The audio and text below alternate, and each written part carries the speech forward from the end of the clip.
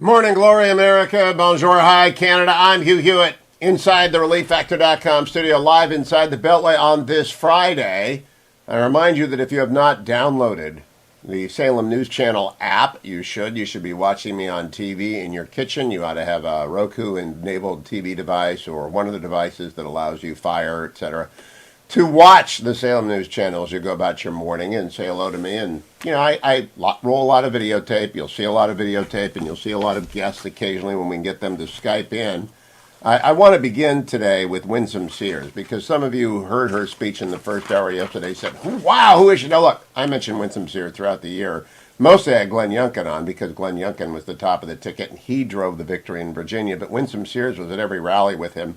And this new lieutenant governor-elect of America is going to be a superstar and is going to tour the country as the articulate defender of freedom and opportunity, the antithesis of CRT, though she is herself African-American. She's a Marine. She's inspiring. She was on Hannity 2 nights ago, and I love the fact that she managed to talk about, I'm no longer the president of the Nixon Foundation. I'm just a board member now. I laid down executive responsibilities to be elected a new board member yesterday, 2 days ago, and so Jim Byron is now the president of the Nixon Foundation. But I love that she mentioned Nixon to Hannity unprompted. Cut number 25. Well, I tell you, the first person who ever really talked about black business equals black power was Richard Nixon. Black business equals black power. Imagine that. All this time it appears that Nixon was a homeboy. What we're going to do is we need someone who has sensible ideas, sensible solutions, because, you know, the message is important, but the messenger is equally important. And what I want to say to black people, Asian people, whatever, minorities, Latinos, whatever, don't allow political parties to divide us. Don't allow political parties to use whatever grievances that have been historically against you to force you to look at them as the savior so that they can swoop in and think they're saving you when all they're doing is pitting one race against the other, one race against the other. You'll notice, for example, that what was happening with Asians, it was young black men, and they were attacking Asians, but nobody wanted to say anything about it. If you can't identify the problem, then how can you come up with a solution? So we've got to stop this divisiveness. There's a psalm that I live by. I used it in my campaign, and it's Psalm 133. How good and pleasant it is when brothers and sisters live together in peace and harmony. That's what we want. And that's what I want. What a great way to start a Friday. Winsome Sears, Lieutenant Governor-elect. She went on to say this to Sean Hannity on Wednesday night. Cut number 26. Well, here's the thing. When you look at a birth certificate for a black child, does it say you must vote Democrat every time, all the time? Otherwise, you're not black? And for the white child, does it say you can vote any way that you want, any choice that you want, always and forever? I mean, who made up those rules for us? You know, and so the Democrats, they really don't have the solutions. And so when you look at the Democrat-run cities, the Democrat-run counties, states, they're losing. The neighborhoods are the worst. The schools are the worst. Everything, it's the worst. And so they move from Democrat-led states, come to Republican-led states, and they ruin it, forgetting when you came here, it was fine. And now it's changed because you brought the same policies with you that ruined the state you just left. So, you know, what I want for us as black people, just leave us alone. If you want to vote Democrat, then do so. You want to vote Libertarian, do so. Whatever you want to be it. This is America. This is freedom. Who died and left you in charge of all of us as black people so that we could be corralled into doing what you want us to do? I thought you said that you are the tolerant folks. If you're tolerant, that means you allow other ideas to percolate. You don't want just ideas that you agree with, because then you see we wouldn't be living in America. we would be living in a totally different country. Nobody wants that. I find her so refreshing, so absolutely vital to America. I'm going to talk about critical race theory in a second, but first let's do the rundown. My very favorite story: Stephen Sweeney, New Jersey Senate president, loses to Republican truck driver. Mr. Durham has a 2,298 vote lead over one of the ruling class of New Jersey. And the ruling class will come up, I think, today when I talk about it with Dr. Larry Ard and Glenn Elmers in their book, The Soul of American Politics. Wednesday's aftermath shows us that the ruling class does not like to lose, as they lost in Virginia. Terry McAuliffe very much of the ruling class. There's no deep state, but there's very much a self-appointed ruling class that lives in legacy media. It lives in the Democratic Party. It is weaponized in CRT and in schools, and they don't like to lose. You'll hear about that in hour 3 today. But they lost to a truck driver who spent $295 because Stephen Sweeney thought he could not be toppled. Okay, the biggest story of the day is President Biden is imposing a vaccine mandate on workers across the United States. It is unconstitutional. I want you to understand that. Governors can do this. Governors have the police power. The federal government is a government of limited and enumerated powers that are delegated to Congress and sometimes end up as a statute, and there is no statute specifically allowing the president to do this. They're going to dress it up in an occupational safety and health administration regulation. It will fall. I believe it will fall. OSHA's vaccine mandate overkill is the Wall Street Journal lead editorial today. The 490-page Biden rule is unnecessary and needlessly divisive. That it is. Now, I believe in vaccines. I hope if you're not vaccinated, you'll get vaccinated. I hope you get a booster. If it's been 6 months since your second vaccine shot, you can get any booster that's available. And I hope if you have a healthy child between 5 and 12 who had not previously had the vaccine, that you'll take them in and get them vaccinated like you would against polio. I think it's good science and good parenting and good for you, protects you. But some people make different choices, and they don't want to get it. For a variety of reasons, none of my business. And if they're not working for me, I can't make them do it. And the only person in the government who can make them do it is a governor of a state, if such authority is in the Constitution for the governor of the state to deploy it. The president doesn't have the authority. Always begin with, is it constitutional? This isn't. Couple of still coming stories from Politico. Senate GOP sees Youngkin's Trump approach as path back to majority. Well, yes. Where he's wildly popular, as Marco Rubio said he is in Florida, you put your arms around Donald Trump and you run. Where he's wildly unpopular in Virginia and New York State and California, you let him call into his supporters. You can't win with just MAGA people, and you can't win without them as a Republican. This is a paraphrase of what Richard Nixon used to say about the Goldwater people. You can't win with just the Goldwater votes, but you can't win without them. And, it's not like rocket science. People have known this forever. How Glenn Youngkin kept Trump at arm's length, but on his side. You know what I don't know? I don't know if the president, former president, and the future governor of Virginia talked.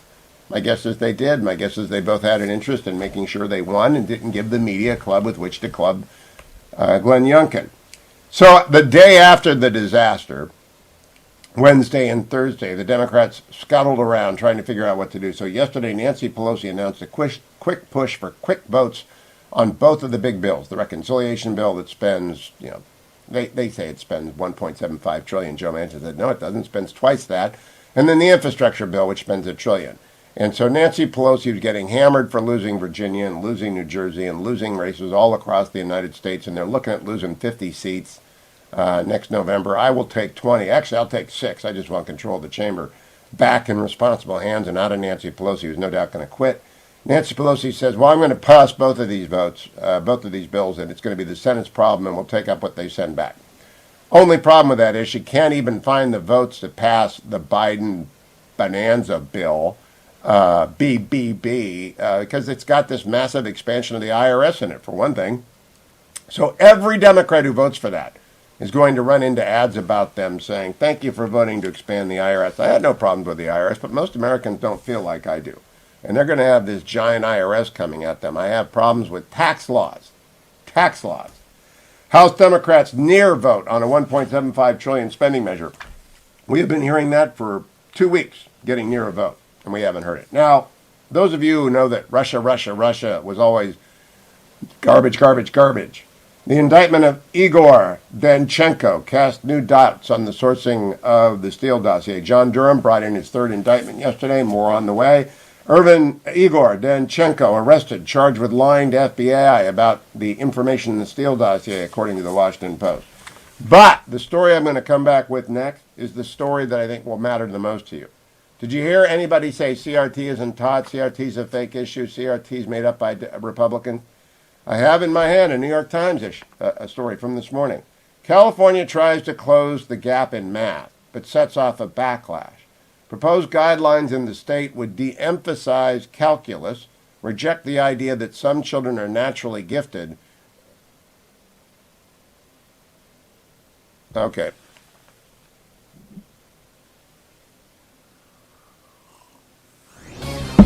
This is Carol Platt-Liebau for townhall.com.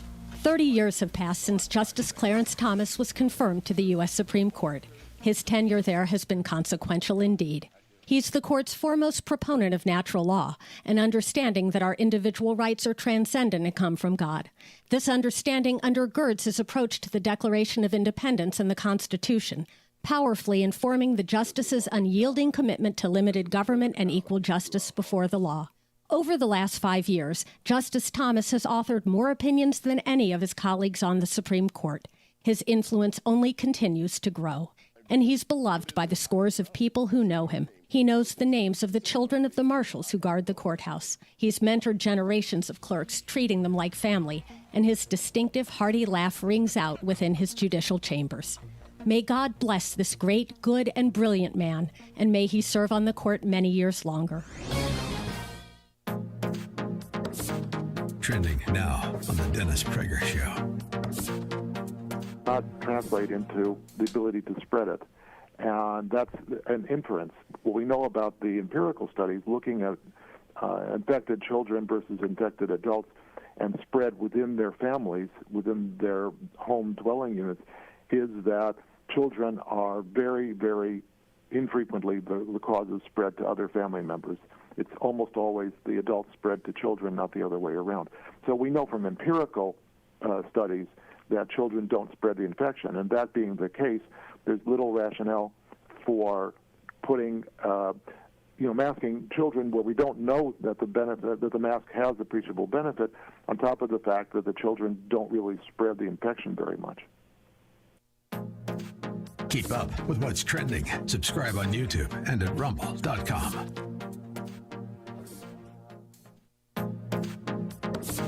Trending now on the Larry Elder Show. And by the way, have you contracted the coronavirus? Have you had it? I have. I had it about a year ago. Well, did you make the argument that the immunity is stronger than the vaccine? Not in my religious exemptions interview, I did not. Mm-hmm. Yeah, but that argument's essentially removed. It's not on the table. We right. tried to negotiate that at the beginning with our association, and it just was an argument the city was having because they were saying we're tied to the mandate, and the mandate doesn't allow for that. Amazing. I played the other day an undercover video by an organization called Project Veritas, and they recorded 3 scientists with Pfizer, all admitting that contracting the coronavirus and surviving it gives you stronger immunity than the vaccine. All admitting it. And a couple of them admitted that they can't say it publicly. They signed non-disclosure agreements. And if they ever said anything about this, they'd be in real deep trouble. Keep up with what's trending. Subscribe on YouTube and at rumble.com. Streaming on Salem Now. This is a story of how 1 million children were placed with local foster families through an unlikely alliance between the Chinese government and a British footballer. Parents from all walks of life share their stories of overcoming the one-child policy by taking in orphans. With unprecedented access across the country, this is a unique insight into the lives of the 90s orphans now driving the 21st century's fastest growing economy. This story needs to be told across the world. At a time where there's so much negativity and cynicism, here's proof that a single leap of faith can change the world. Look for Salem Now in the App Store or go to salemnow.com. Trending now on the Mike Gallagher Show.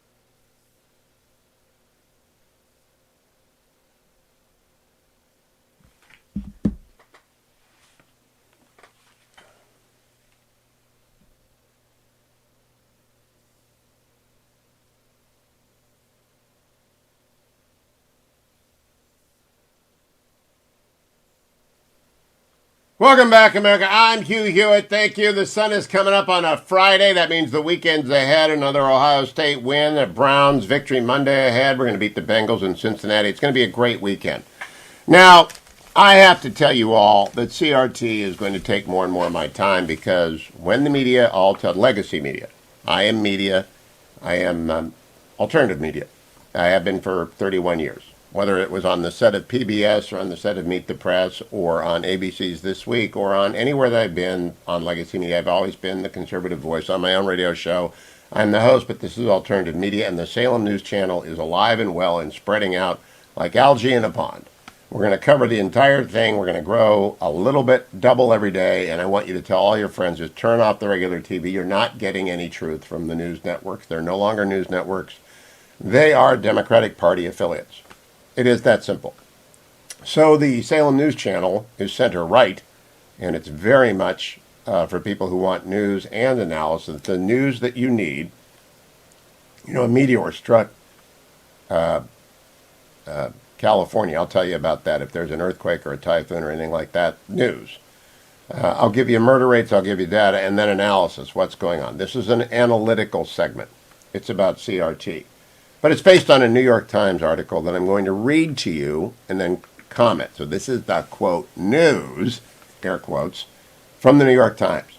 California tries to close the gap in math, but sets off a backlash. Subhead.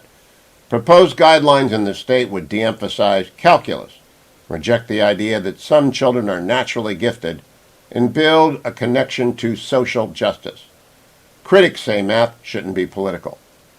If everything had gone according to plan, writes J.C. Furton, California would have approved new guidelines this month for math education in public schools. But ever since a draft was opened for public comment in February, the recommendations have set off a fierce debate over not only how to teach math, but also how to solve a problem more intractable than Fermat's last theorem, closing the racial and socioeconomic disparities in achievement that persist at every level of mathematics education. The California guidelines, which are not binding, could overhaul the way many school districts approach math instruction. The draft rejected the idea of naturally gifted children, recommended against shifting certain students into accelerated courses in middle school, and tried to promote high-level math courses that could serve as an alternative to calculus, like data science or statistics. The draft also suggested that math should not be colorblind, and that teachers could use lessons to explore social justice, for example, by looking out for gender stereotypes in word problems or applying math concepts to topics like immigration or inequality. The battle over math comes at a time when education policy on issues including math testing and teaching around racism has become entangled in bitter partisan debates. The Republican candidate for governor in Virginia, Glenn Youngkin, seized on those issues to help propel him to victory on Tuesday. Now Republicans are discussing how these education issues can help them out in the midterm elections next year. Even in heavily Democratic California, a state with 6 million public school students and an outsized influence on textbook publishing nationwide, the draft guidelines encountered scathing criticism and charges that the framework would inject woke politics into a subject that is supposed to be practical and precise. You think?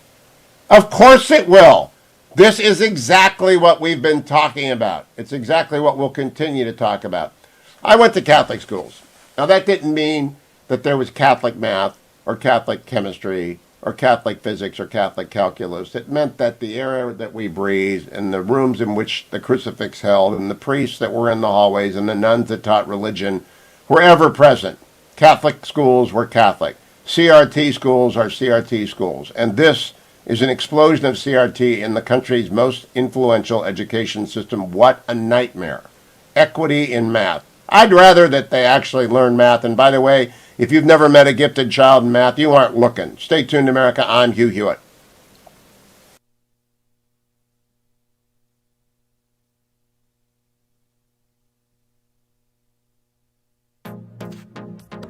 Trending now on the Mike Gallagher Show.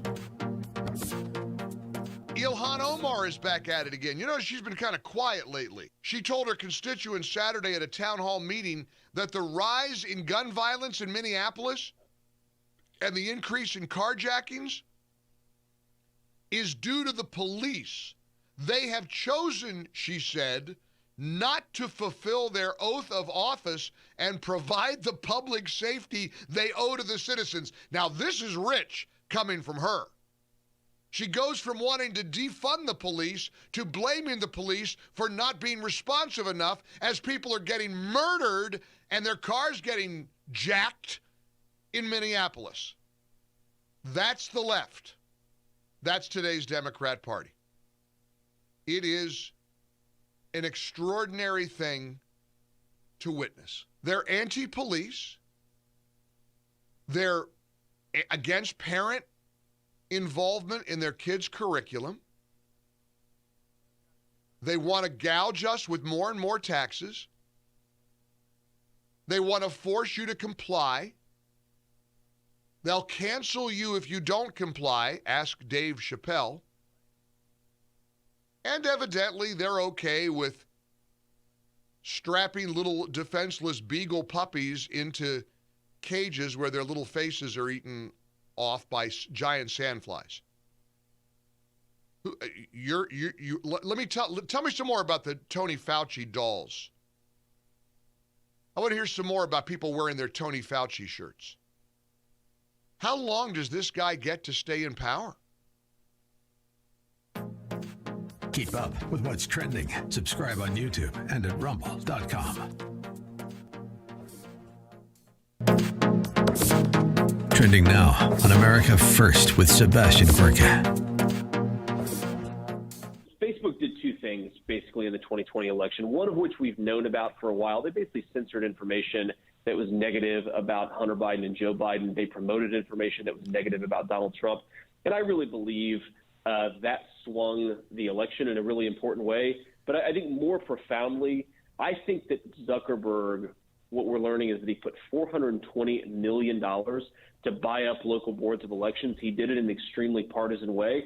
And I think it basically rigged the election. I mean, all of us are sort of scratching our heads wondering what really went on in 2020. And I think a big piece of the puzzle is understanding that it was not the people's representatives that were counting ballots, that were canvassing elections. It was partisan hacks that were installed by one of the most powerful people in our country. So, have we seen enough of a response to that, a requisite pushback in the last 10 months? Are we going to see it just happen next year? Will it be $1 billion, JD? I don't think there will be $1 billion, but look, this is where humans have the ability to push back against this stuff, right? We need to be men of action in this moment, and Americans need to say, look, no more of this. We need to actually ban Zuckerberg money coming in and buying up Democratic votes in our election, or we're never going to have a free and fair election in this country ever again. People are woken up to it, so I think there's going to be a little bit more hesitancy from people like Zuckerberg to go in and buy the election. But when they try to do it, and they will, Seb, we need to be ready to push back. We need to be filing lawsuits. We need to be, getting up and protesting. We need to be aware of what's going on. And I think I'm optimistic because we are at least aware of what happened now. Keep up with what's trending. Subscribe today at rumble.com. Streaming on Salem Now.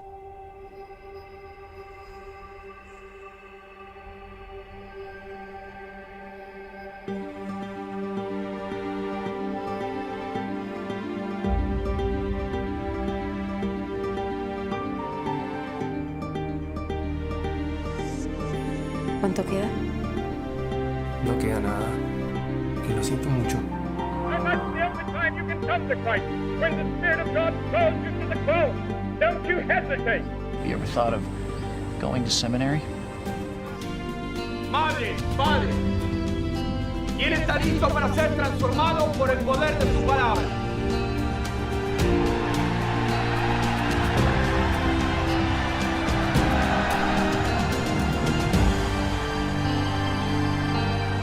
Look for Salem Now in the App Store or go to salemnow.com.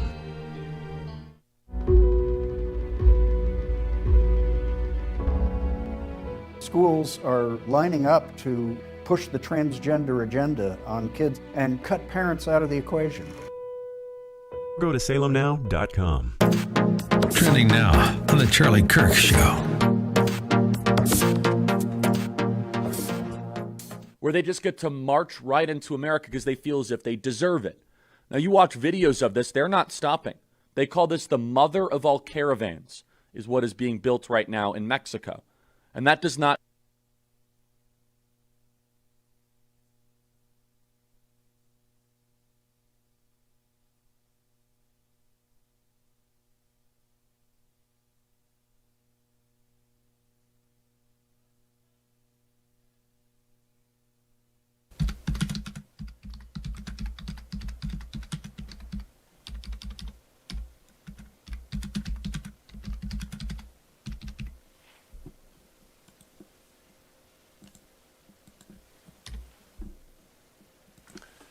Welcome back, America. That music means it's time for our Friday Look at the Movies with Sonny Bunch, official movie critic of the Hugh Hewitt Show, rolling in airline miles with which I pay him, but I have to warn him. Good morning, Sonny. How are you? I'm good, Hugh. How are you? Good. I've often accused you of failure to warn over the years, and I have to warn you that we have a Marvel comic books hobbyist in studio. He's a Butler Beagle. John Schroeder often writes at the website HughHewitt.com, and he stopped by the studio this morning because he knew you'd be talking about the Eternals, and he knows you're wrong. He's anticipating being wrong, and he just wants to get an early start on critiquing Sonny Bunch's wrong take on a Marvel's movie, because I don't think you can ever satisfy the Marvelverse, can you? Well, it's interesting. So Eternals, which drops this weekend, is on track. Is actually right now currently with 226 reviews on RottenTomatoes.com. I'm looking at the website right now. Is the first rotten Marvel movie. It is the first. Really? Movie to get a green splat from the critics that is made by the Marvel Cinematic Universe. Now, Sonny, you always are contrarian. Did you love the movie? Oh boy, Hugh! I really wanted to love it because I wanted to be able to write this is the best Marvel movie. I wanted to be able to write that piece. Unfortunately, I can't. It's not very good. Sadly, I did not. Unfortunately, care for Eternals too much. I saw it last night. I literally saw it about 8 hours ago. I got out of the theater, so it's still fresh in my mind. So you slept on it, and having slept on it, what do you have to tell our audience about it? Yeah, so Eternals is directed by Chloe Zhao, who recently won the Best Director Oscar for her film Nomadland. It is again, it's from the Marvel Cinematic Universe. This is a big Marvel movie. It's a big budget action adventure spectacular. It's an epic. It's 150 it's 157 minutes or some such nonsense. Very, very long. But yeah, at the end of the day, it's really just not very good, and I'll tell you why it's not very good. Well, let me explain what's going on in this movie. So, Eternals is based on a series of comics by Jack Kirby, Jack the King Kirby. The long and the short of this, the history of this comic is that Jack Kirby left Marvel Comics for DC Comics to start, a new line of books at DC called the New Gods. It was going to be a whole new mythos, right? And those comic books bombed. Nobody was interested in them. So he went back to Marvel and he started the Eternals books. And those books also bombed. Nobody really cared about them. It's this big kind of cosmic space opera-y type story. And over the years, people have come around on them. They're kind of they're well regarded by the comic book critics, but you're getting thumbs up by Schroeder, by the way. So you're accurately portraying Jack the King Kirby. It's a review of a review in real time for me. Oh, that's good. That's good. But so these are based on kind of classic but not terribly well known characters. The very briefest, I'm not going to tell you all of the characters in this movie because there's about 100 different characters in this movie. But the Eternals are essentially they are immortal, superpowered beings who have been sent to Earth by the godlike Celestials to protect Earth from deviants, which are, in this movie, essentially CGI lizards that emerge from the ocean to eat human beings. The goal of the Eternals is to protect human life and all sentient life around the universe from the deviants because deviants hate sentient life. I will not spoil this except to say that this is a half truth at best that has been propagated by the Celestials to the Eternals. The biggest problem with this movie, and this is going to sound very funny coming from me because I am well known as a fan of the DC comic book movies, but the real problem with this movie is that the MCU has made a DC movie. And what I mean by that is that they have made a movie that has it has a philosophical idea at its core. It is a movie about God and faith and free will and humanity and all of that, which is, again, it calls to mind what the DC Comics were doing with the idea of, what would the world be like if God showed up on Earth? What would the world be like if Superman showed up on Earth? How would that change everything, right? And they're trying to do something similar here. They don't really do a very good job of it. And if you look at the writing credits on this movie, there are something like 5 or 6 different people credited. There are 3 different discrete entities credited with the screenplay credits. It's a mess. So they don't really do a very good job with that. But on top of that, it doesn't have the say what you will about the DC Comics movies, but at least they had a very discrete style, right? They had, people like or don't like Zack Snyder, but at least he has a style to his action sequences. And the big knock on Marvel, and I think it's a fair knock, is that the big action sequences in Marvel movies all look very flat. They're all kind of they have a house style, which is these kind of big, spectacular CGI battles that are directed by second unit guys, and they all look exactly the same. And they all look kind of flat and, CGI and weightless at the end of the day. So this is like a DC movie, or the worst parts of the DC movies, and it's like an MCU movie, but the worst parts of the MCU movies. And that's why I think it is the first rotten Marvel movie. I think a lot of people are just kind of put off by this combination of house styles. I just don't. The movie doesn't work for me, Hugh. It doesn't work for me. So, Sonny, here's my question in the interest of Marvel movie goers everywhere. Does the first one, which may be a swing and a miss, set the ground for subsequent movies based on, are there any interesting characters from whom there could be spun off, either television or more movies, to populate the Marvelverse? Well, this is a Marvel movie, so there were 2 post-credit sequences that are setting up various different things. I mean, this is the problem. This is another problem with Eternals, is that we are at the point in the Marvel Cinematic Universe where we have moved beyond characters that even I, somebody who grew up reading Marvel comics, am familiar with. The stinger in this movie are the introduced 3 characters. I have no idea who they are.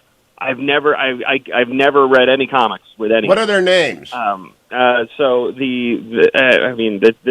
don't want to. So forgettable. I don't want to spoil. I don't want to spoil the post credit stingers. Okay, but I'll just say that they're 2 of these characters are more cosmic minded characters. Again, never heard of them. One of the characters is a British superhero who, again, I had heard of, but had never read any of the comics. Again, we've extended beyond my knowledge, and this is another problem I think for the MCU, is that they are starting to get into very much like 3rd and 4th tier characters. It was in the distant realms of my memory, Sonny, because I was a Marvel kid, not a DC kid. There was a giant figure who kind of loomed over everything. He was bald, and I don't know what he was. He was the Watcher of the World. Yeah. Does he show up in the credits? Because I've been waiting for the Watcher to show up someday. The Watcher has been in the series that has been on Disney Plus called What If. What If is this series of alternate history Marvel. It essentially asks, like, what if something was different in the Marvel universe? So the first episode is, what if Peggy Carter became Captain America instead of Steve Rogers, right? And then it tells the story of what would have happened if in the... So the Watcher is in all of those. I'll put it that way. All right, so my question to you, Sonny, is it a good thing for movies that Stan Lee and Jack Kirby invaded cinema? Because it is a whole different universe of cinema. It's like the Big Bang happened when Iron Man came out. And it's an expanding universe, and it's getting bigger, and it's swallowing things. Is it to the bad or the good of movie making? That's a hard question to answer. I mean, look, here's I will say objectively speaking, the Marvel Cinematic Universe is the most successful and most popular franchise that has ever been made ever. More popular than Star Wars, more popular than James Bond. Like it is the most popular and most successul franchise in the history of the world. You have to give a lot of credit to Kevin Feige, who is the producer who kind of spearheaded all of this, and you have to give a lot of credit to the filmmakers that they have been able to rattle off such a string of both frankly competent artistically. Even the Marvel movies I didn't like, I am happy to recognize are generally speaking successful pieces of storytelling. And this is the real problem with Eternals, is that it is just not a very good piece of storytelling. I mean, there are individual actors who do very good job. I really like Kumail Nanjiani in this as Kingo is the character he plays. He's very funny. He's got a human valet called Karun, who again it's like kind of classic Marvel comedy, very funny. There's the guy who plays Gilgamesh. His name is Don Lee. Again, very funny. He plays Gilgamesh as kind of a happy warrior type. And like there are little individual things in this movie that work and are very good. But the thing as a whole doesn't work. And that is unusual for a Marvel movie. I mean, they have been very, very good at making discrete, impressive pieces of storytelling that have all worked. Is this good for cinema as a whole? I mean, look, if you ask theater owners, they'll tell you it's good because you know what the movies have done. They've brought a lot of people into the theaters. The Marvel movies have been extremely successful. You can't argue with their business. Is it good for cinema as an art form? I think not, probably. I mean, these are better thought of as television episodes, right? This is the 26th episode of the Marvel Cinematic Universe. It's not really a movie. These are all they're so connected, and they've kind of changed how people watch movies. Just one small anecdote: when people got done watching Dune, when Dune stopped, when the movie Dune stopped, right when the credits started, people sat around in theaters waiting for a post-credit scene and were angry when they didn't get one. And that is the kind of thing that Marvel it has trained people to watch movies in a different way, and not necessarily a better way. Sonny, I want to return to this. I may devote an hour and get Schroeder to call in as well because I want to think about it. I need someone to tell me the scope of the Marvel meteor on movie making because it's enormous, and I don't know if it's going to kill all the dinosaurs or launch a new age, but we know now that the Eternals is not necessary. Sonny Bunch on Twitter. The movie master official movie. We might send him some extra airline miles for this week's presentation. Sonny Bunch also across the movie aisle, and the bulwark goes to the movie is 2 podcasts. I need to go to relieffactor.com because it's that time of the day. There it is. It's Friday. I'm spending the weekend with grandchildren. That means picking up a 2-year-old. That means I will hurt on Monday, but that's okay. It's worth it. Aaron, 2-year-olds are not made for 65-year-old backs. That's all I'm here to tell you. But there isn't a 65-year-old grandpa with a 2-year-old that doesn't pick them up all the time, even if the fetching Mrs. Hewitt is saying, don't pick up that baby. I'll do it. But relieffactor.com makes it possible to do it. Repeatedly. As often as 2-year-old wants. Because that's what Babas are for.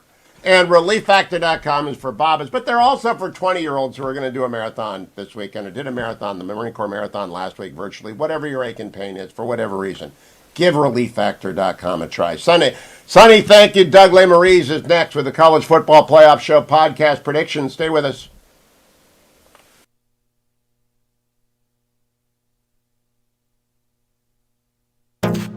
Trending now on the Charlie Kirk Show. Where they just get to march right into America because they feel as if they deserve it. Now, you watch videos of this, they're not stopping. They call this the mother of all caravans, is what is being built right now in Mexico.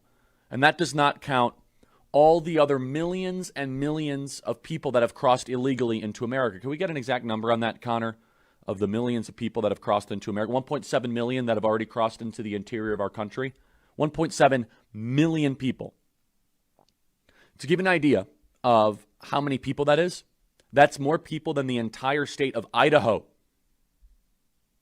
Idaho's like 1.8 million people, so it's about one state of Idaho so far this year. We're here in Idaho right now. Whole state of Idaho illegally entering into America. So I have a couple questions. Who is funding this caravan? Republican attorney generals in red states, they need to start to investigate the money flows because the Department of Justice is too busy going after moms and dads at school board meetings and using the Patriot Act against them. Republican attorney generals need to start to open up investigations saying, who's funding these caravans? Who's funding the ability for people to illegally enter into our country, a crime? That is a criminal enterprise that no one cares about. No one even wants to talk about. But this cuts at the very core of what it means to be a citizen in the American constitutional system, where if you feel as if that the lawful are penalized to an unfair extent, and if you just get to come from Nicaragua, you get to just walk into the country, no questions asked. Keep up with what's trending. Subscribe on YouTube and at rumble.com. Trending now on the Dennis Prager Show.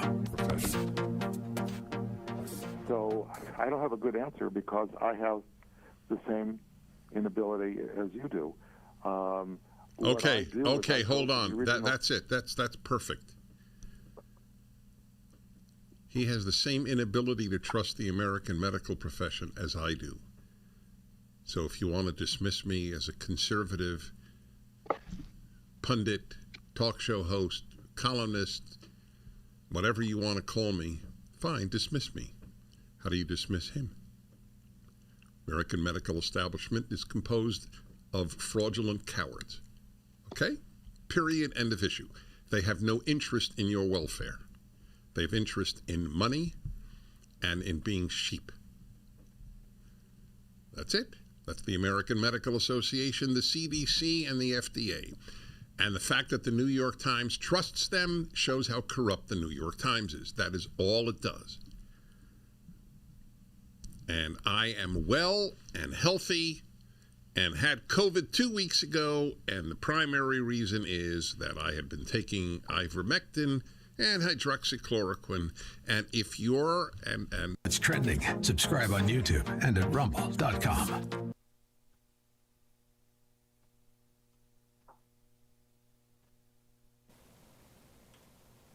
Welcome back, America. It's Friday. I'm Hugh Hewitt inside the Beltway, welcoming in Doug Lesmerises. Doug is, of course, the co-host of the College Football Playoff Show podcast with Shahan Rajahat. I screwed it up again, with Shahan. Doug, I've asked you to stick around for the second hour, the first, because the biggest story in sports is OBJ. And I listened to your take on OBJ yesterday. I'm going to foreshadow that it's my take on OBJ. I want you to explain it to people because we're grown-ups. That's the difference between the rest of the world. You and I are you're 20 years younger than me, but I'm 20 years. Most sports writers think the OBJ story is a story that needs explaining, and I need you to explain it. But first, the College Football Playoff Show podcast. What was the most important college football game last week and the most important coming forward? And by the way, my copy of The Road to Ohio State arrived this week, and it's fabulous. Well, I appreciate that, Hugh. Thank you very much. But the big game last week was Michigan related, right? It was this Michigan State game that was a high quality game.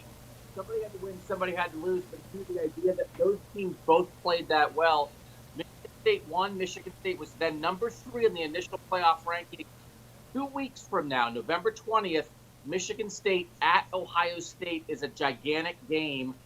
Could almost be a play-in game for the playoff because the Spartans played really well to beat a good Michigan team last week. Mel Tucker, second year. He's a Cleveland native, too.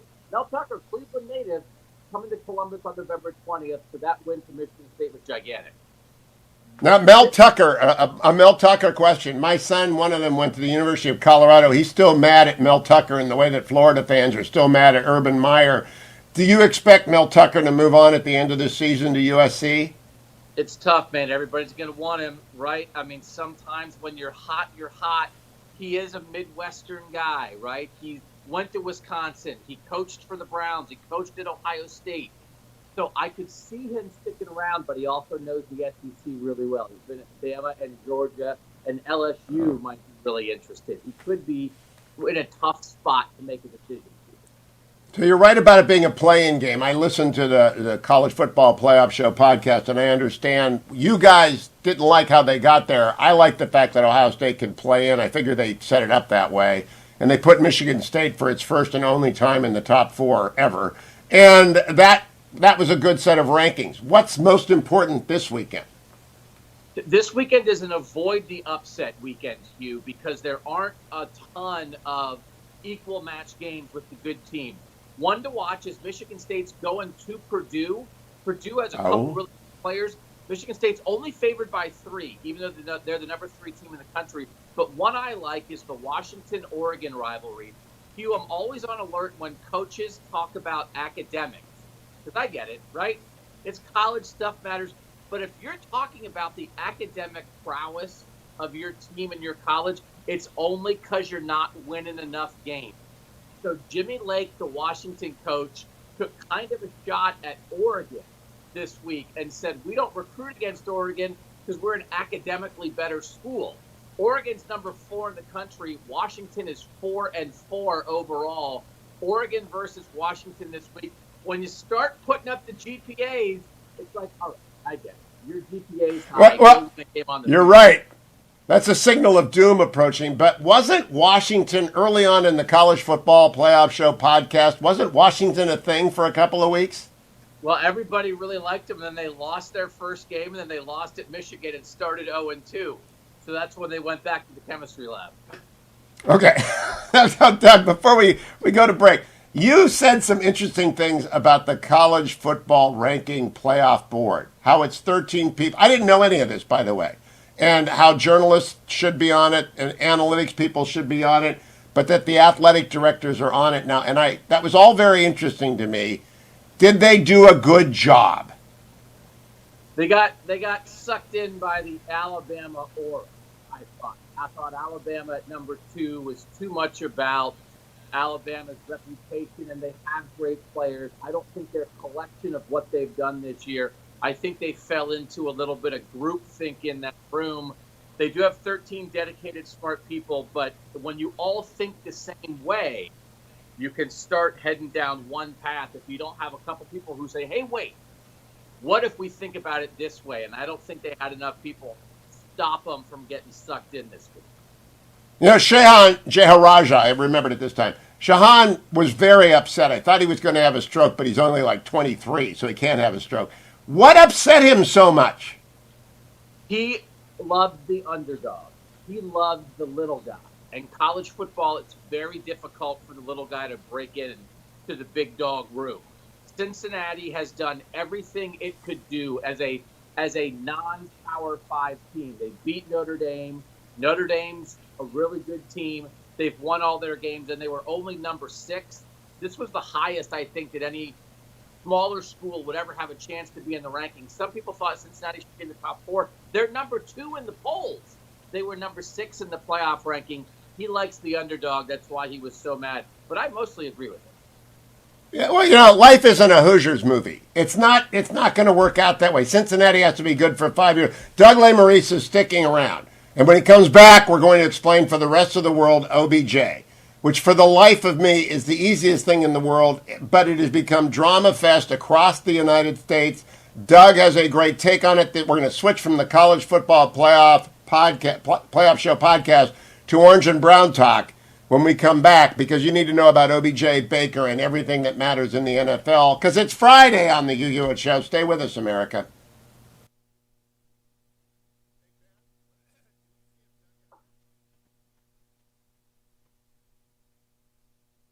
Streaming on Salem Now. The Democratic Party somehow has convinced black people that they're the good guys. Never mind the skanky history of the Democratic Party. That was a party of slavery. He said, listen, I gotta give these niggas enough. Not too much, but enough that I'll have them voting Democrat for the next 200 years.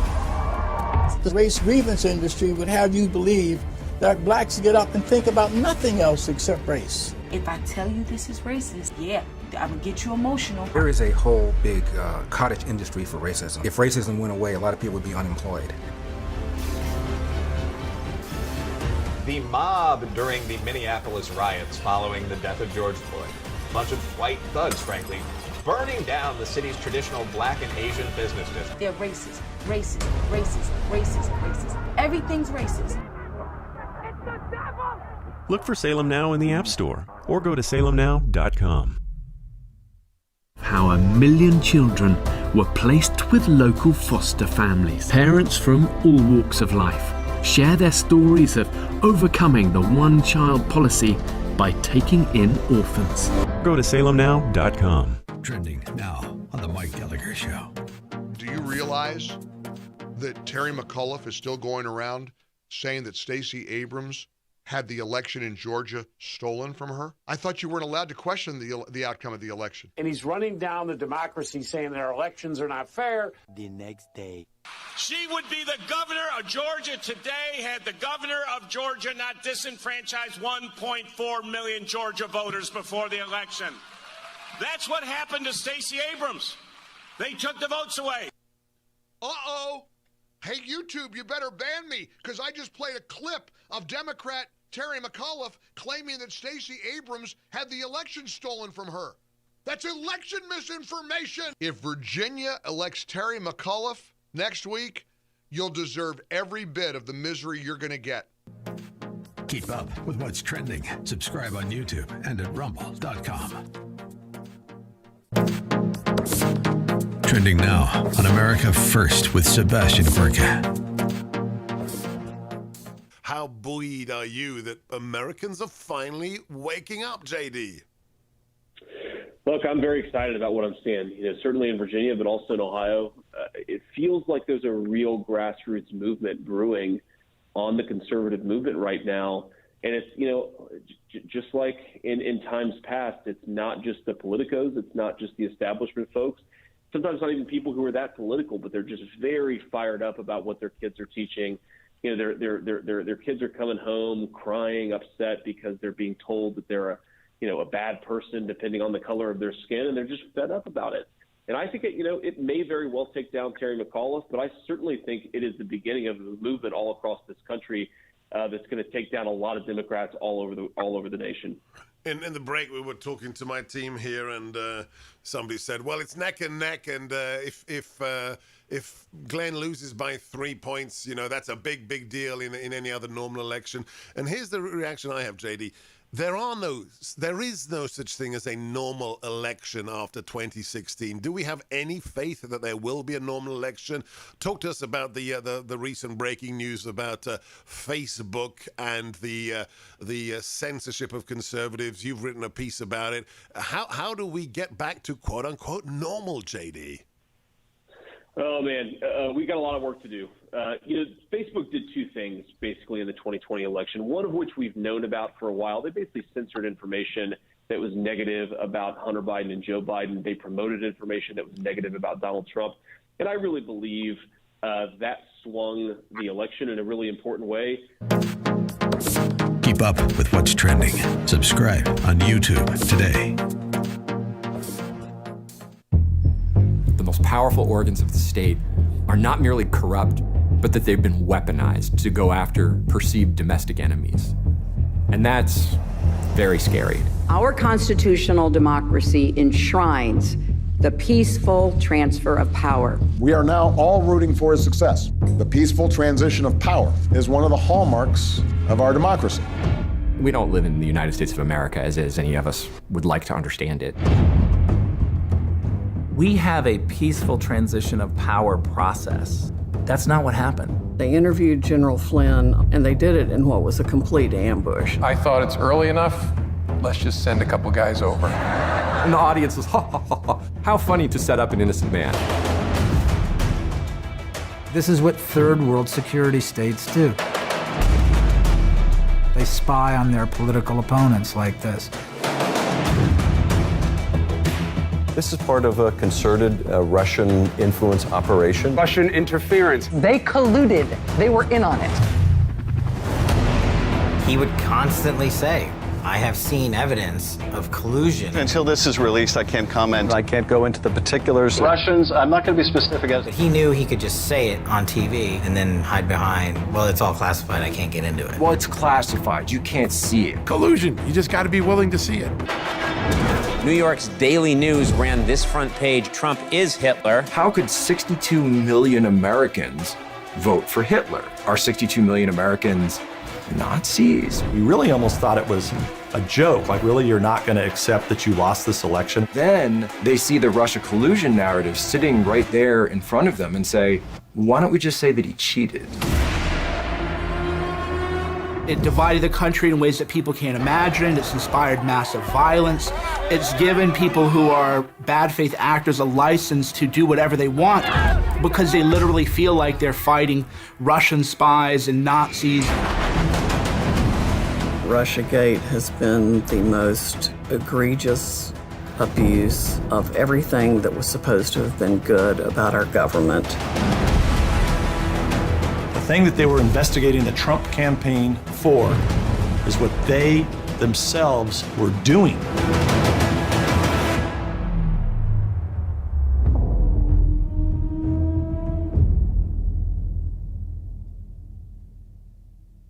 Tesla was a genius. His most amazing discoveries thought to be written in a lost journal. Now, in the right hands, it could revolutionize the 21st century, but in the wrong hands,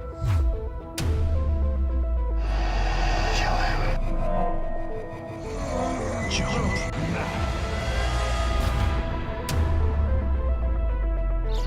If you can stop an earthquake, doesn't that mean you could start one too? That's why that notebook should never fall into the wrong hands. There's an old brown battered notebook in my office at work. You have to find it, take it, and keep it hidden at all costs. The G20 leaders meeting downtown, they're in danger. In fact, the whole of downtown could be in danger. If we are to build the superhuman, we must first eliminate those who are flawed. People are created equally. All of downtown, the high-rises were built on rollers to withstand horizontal shakes. A vertical quake this size could collapse half of downtown. We have commenced the countdown. Shall we stop this thing? Save the universe!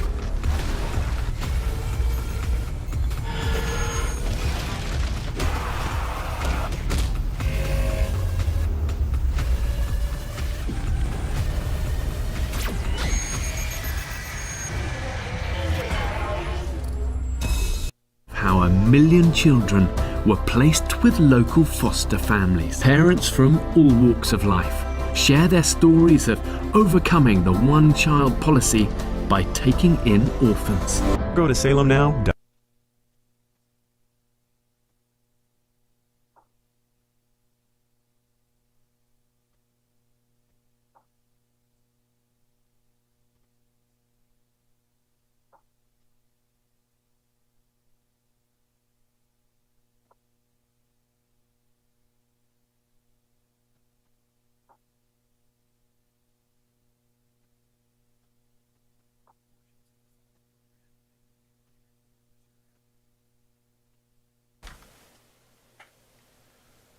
Morning, Glory, America. Bonjour, hi, Canada. Hugh Hewitt live inside the Beltway. Hour 3 today on Friday. Hillsdale Dialogue coming up. Hour 1, I did Sonny Bunch, Doug LeMaries on the College Football Playoff Show podcast. But this is a different Friday. I've asked Doug to actually stick around because there's a big story in sports. And the big story is in Cleveland. And Doug covers the Browns at the Orange and Brown Talk. He also covers the Buckeyes at Buckeye Talk. But Orange and Brown Talk is not only in the midst of a transition with Ellis Williams leaving and the new person, whose name I can't remember, Doug. Ashley Bastow. Who's the new... Ashley! It's like a TV series in the fourth season substitutes an actor for a familiar character, and it takes a while. So, Doug, Odell Beckham Jr. came to Cleveland and was on the cover of Sports Illustrated 3 years ago. He is having an interest. Well, you tell everybody this because I thought your conversation and assessment of this was 100%. Yeah, so he's been unhappy with how often he gets the ball. His dad posted a video on social media that shows all the times that Odell looks open and didn't get the ball. People got upset about that. They thought it was a shot at Baker Mayfield. And now Odell Beckham Jr. has been excused from practice the last 2 days. And there's a lot of reports that Odell Beckham's representatives in the Browns front office are working on his release. And there are some reports that he may be released by the Browns today. And I just sort of thought maybe you can get in a room and work it out. That Odell Beckham Jr. has not talked to his quarterback or his coach since this stuff came out. And I know that you can get mad at each other and you don't have to be best friends, but I thought maybe you could still play football together on the same team and still find a way to work this out. It's been really unfortunate because Odell Beckham Jr. and Baker Mayfield really haven't been healthy and functional together at the same time. So I still thought there was hope for the last 9 games of the regular season. It feels like it's not going to work out either. This may end in the next few hours, and he may not be a Brown. But I just kind of wanted them to get some dinner and everybody try to work this out. Because I think sometimes something comes to a head. You hit bottom, and then you can move on and build a better relationship. So that might have been Pollyanna thinking by me, but I would have taken a shot. No, it was not Pollyannish. In fact, Mary Kay is the homeroom teacher of Orange and Brown Talk. And everyone goes to her because she covered the Browns for the longest. She's the beat reporter. Everyone else is an analyst. And Dan Labby is a very fine sports writer and broadcaster, is of the opinion that this is an end-of-the-world story and that Kevin Stefanski has to take a stand or Andrew Berry has to take a stand. And I think you said, I don't want to misrepresent you, wait a minute. These are millionaires. That's a Terry Pluto line, by the way. Remember, you're talking about millionaires who get paid a lot to play a game.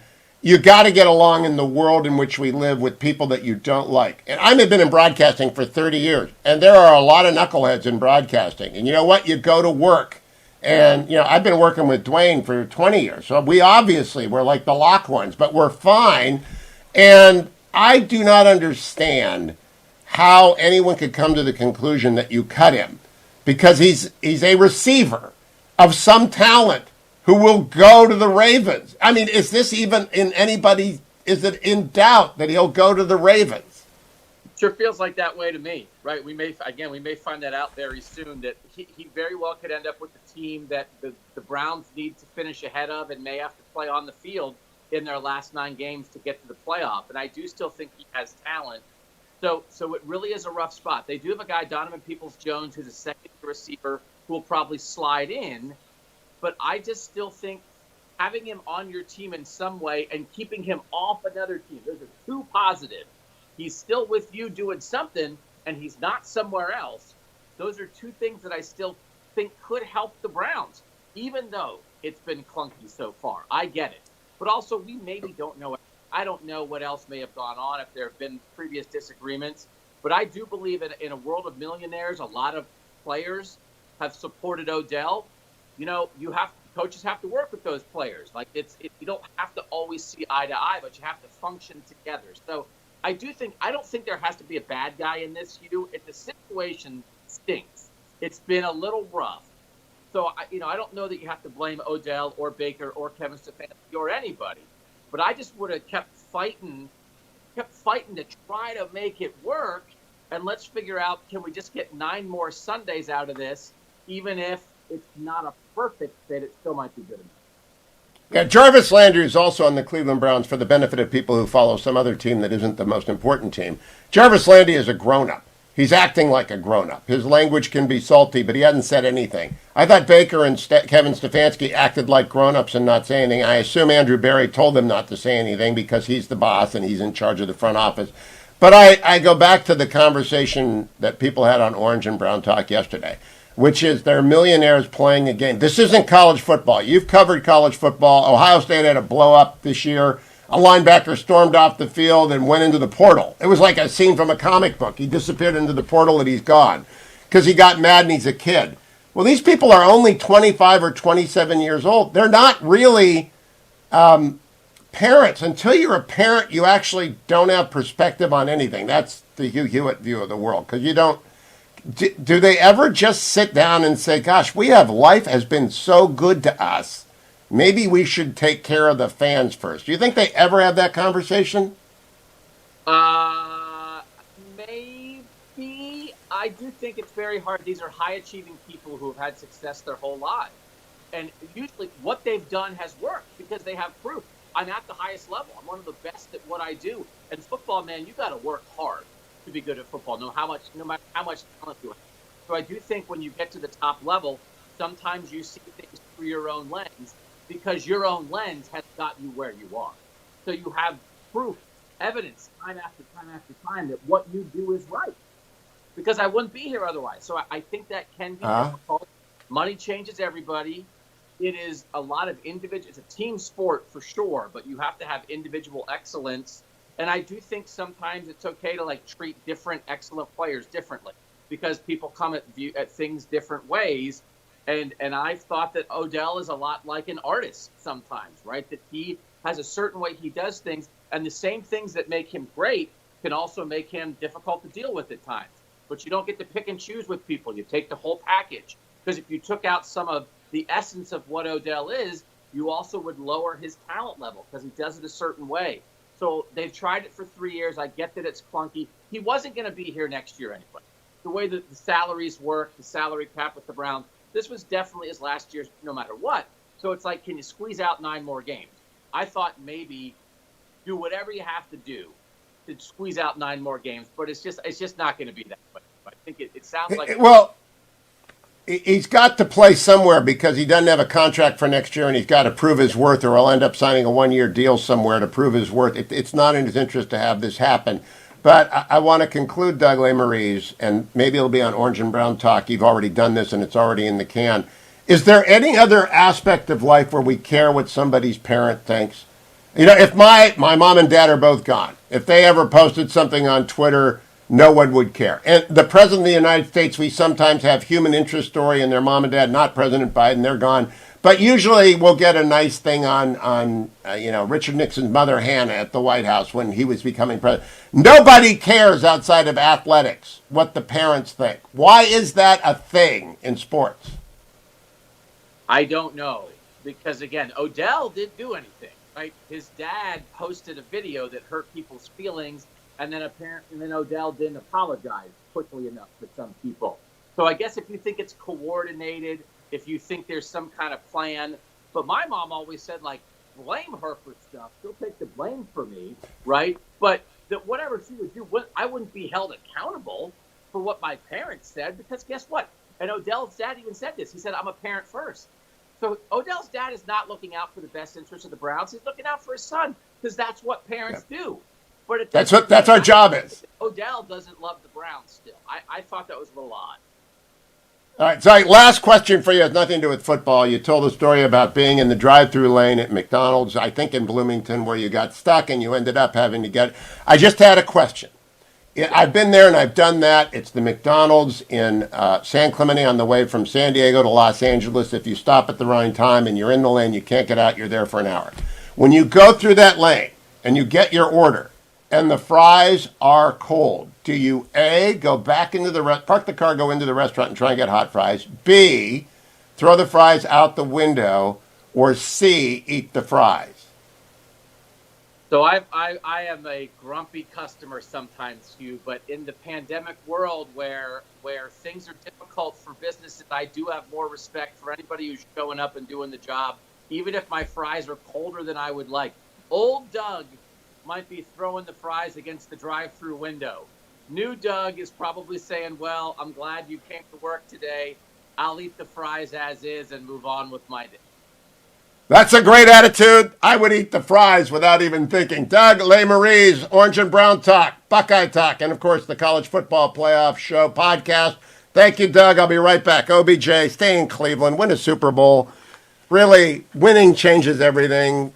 Everybody, kumbaya, get together. Let's get back to politics right after the break here on the Hugh Hewitt Show.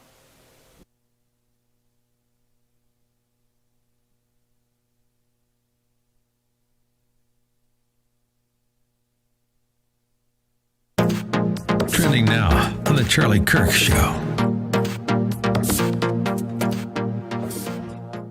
Justice is giving to every single man what is their due. There is a yearning for justice in the soul of humanity. And when a regular, normal American earning $55,000 a year, a police officer, a teacher, a firefighter, turns on TV, or they find out that thousands of people are just wanting to waltz into the country, they start to feel as if that's not fair.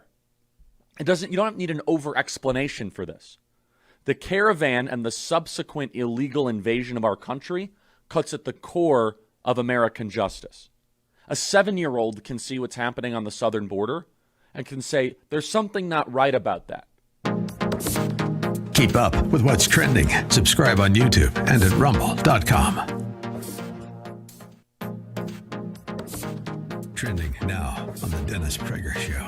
He used social media, and they said that they would do whatever it took to make sure that he wasn't able to communicate directly with the people in an unfiltered fashion. And so they said about everything from deplatforming effective conservative voices, censoring the president and other people, creating algorithmic chaos where if you search for information, it would devalue information from right-leaning sources and elevate those on the left. Massive amounts of deplatforming and marginalizing of conservative voices to the tune of, this actually probably had more effect than anything, including propaganda media's malfeasance in the election. But it's they exerted massive control, and to think that it still came within 43,000 votes in 3 states, even after all they did, it tells you just how much they did, I think. So I'm putting you on the spot here. The former president, President Trump's continued statement that the election was, quote, stolen. A, is it a word you would use? B, do you think he should use it? I don't try to give him advice, but no. I love the word rigged, which is why I named the book Rigged.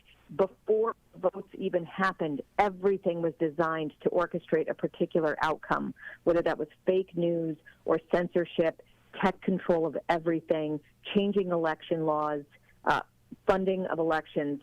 I think sometimes people just get a little bit too much into the semantics, like call it what you want. We just need to know what happened and whether it should be allowed to happen. But I really like the word rigged, which is why I named the book that. Yes, it makes sense. Keep up with what's trending. Subscribe on YouTube and at rumble.com. Tesla was a genius. His most amazing discoveries thought to be written in a lost journal. Now, in the right hands, it could revolutionize the 21st century, but in the wrong hands, kill him. Jump.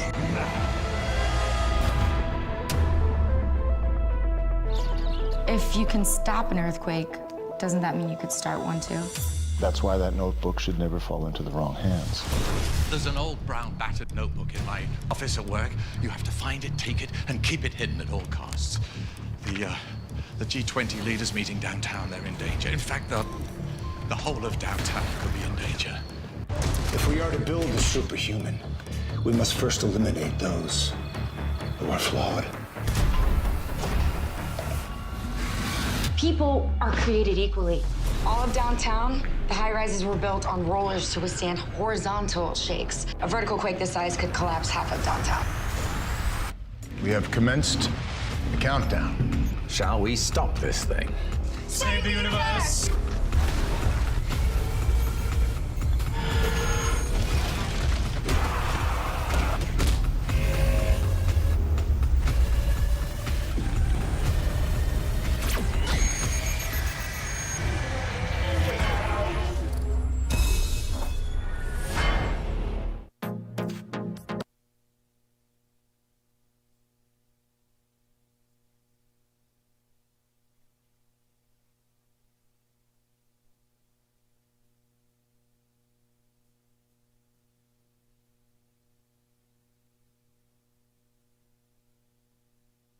Joined now by the poet laureate of the Hugh Hewitt Show, Tarzana Joe, on an election week. Hello, Joe. Hello, and an election poem.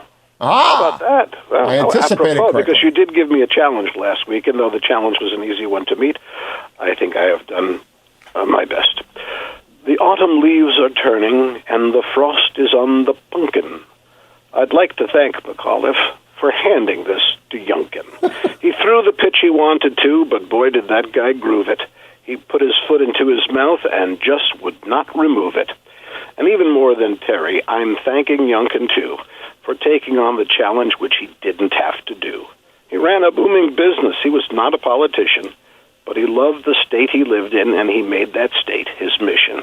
He faced the slings and arrows and the personal attacks by telling all Virginians, hey, folks, I've got your backs. He did it, though the pundits were all saying in advance, the numbers tell the story, and he doesn't have a chance. Thank you to the candidates all across this nation who ran for local offices to little adulation. The mother and the minister, the trucker and the kid. To those of you who didn't win, and those of you who did. You showed the mighty media a movement has begun, and citizens still have a say in how their countries run. That liberals will make mistakes when given too much rope, and America, and how it goes, is still the last best hope. And that's Yes, Virginia, there is a Republican Party by Tarzana Joe. Can I add a Hewitt codicil? Oh, sure. Every stanza is welcome. You know, there's always in the hymnal at church, they always add an extra verse. And refuses to be woke. Okay, all right. It's the Hewitt version. I think that's a good. We'll work on that. We'll try to get it to rhyme, actually, and everything. Just the Tarzana, doesn't. I think that gets me 10% of your commissions this week, Joe. Well, you probably deserve at least that. I'm telling you, people can get the poems that they need. I just ordered up an election poem, and Joe came through at tarzanajoe@reagan.com. If you email him, tarzanajoe@reagan.com. Is tarzanajoe.com the website up and running? Yes, it is, although people seem to send me the I want a poem 4 or 5 times, not knowing if it went through. But it did go through. Thank you. Good. Good. And business is good? Absolutely. Best year ever. Absolutely. Thank you, Joe. The COVID shutdown is reopening with a verse, and that means good things. Go to find Joe at tarzanajoe@reagan.com. Thank you. I got to tell you now that OBJ, Odell Beckham Jr., according to the Akron Beacon Journal, is expected to be released today, as Doug Lesmerises just said. The Browns. Only the Browns. All right, we'll be fine. We'll beat the Bengals and go to the Super Bowl. Don't worry, SoFi in February. Let me check the market, brought to you by Birch Gold. If you haven't bought gold yet, well, I can't help you much. You'd have to listen to me. Inflation is coming. Diversify your holdings, 5% in gold or an IRA that is the actual physical gold, and Birch Gold can do that. Go to hughgold.com or text my name, Hugh, to 474747. Thousands of 5-star reviews. They're just very matter of fact. If you want gold in your IRA or your 401k, you roll over a portion of your IRA or 401k to Birch Gold. They put it in a depository. They slap your name on it, and they are the fiduciary, and they take care of it until you retire and get your gold, 5 to 10%. Or just buy gold as I do and put it in your safety deposit box. Forget about it, and your kids will get it when you die, and that's great. I think, and by the way, if everything goes to where in a handbasket, the gold won't. Gold this morning is at $17.96. It was at $17.55 a couple of days ago when the markets didn't quite know what to make of Tuesday. Now they figure out that the Democrats will respond by spending money. And when they spend a lot of money, that's inflationary. So yesterday's market was grand, right? The S&P went up 128 points. If you own Amazon like I do, it came out of nowhere and went up $90 or something a share. And I said, what's going on there? And it's just the rotation of stocks into growth stocks because inflation is coming. So investors are buying stocks that they know will inflate along with inflationary dollars. Don't keep cash. My only thing I advise you on, I don't know what to put your money into.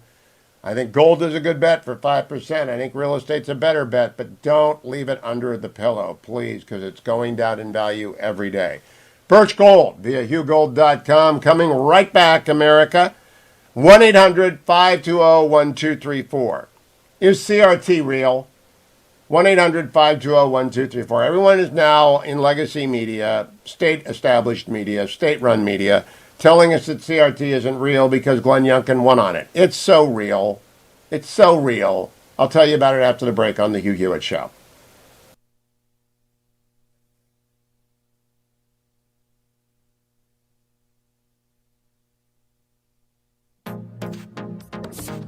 Trending now on The Larry Elder Show. The Union for the Referees, however, has voted in favor of a vaccine mandate, but the players have not. And Kyrie Irving is refusing to get vaccinated. New York City is one of, I think, 2 cities that is requiring proof of having been vaccinated in order to play. Here's what he said again. I know I can use my platform to spread positivity and spread light on the things that matter to me, and I just care about our world a lot. And if I'm going to be demonized for that, at least let me go out on my own accord. First things first, this isn't about me, and it's not about me dispelling, what's being said about me particularly or for anybody. It's just saying, I'm standing with all those that, believe in what's right and are doing what's right for themselves. Everybody has a personal choice with their lives. Everybody has a right to feel a certain type of way. Everybody's entitled to their own opinions. Everybody's entitled to do what they feel is best for themselves, and putting me as a hero or painting me as a villain, sort of say, or going against the vaccine mandates, like that wasn't my intent at all. And to be sitting in this seat here and seeing, the way that this is dividing our world up, being vaccinated or being unvaccinated, it's just sad to see. It's creating a lot of division, a lot of confusion, a lot of people saying things that are untrue. We're not giving space for each other to speak. You got doctors out here working hard, physicians out here working hard, and everybody's trying to do what's best for them and their families, which I respect. And I'm always going to put that first. Keep up with what's trending. Subscribe on YouTube and at rumble.com.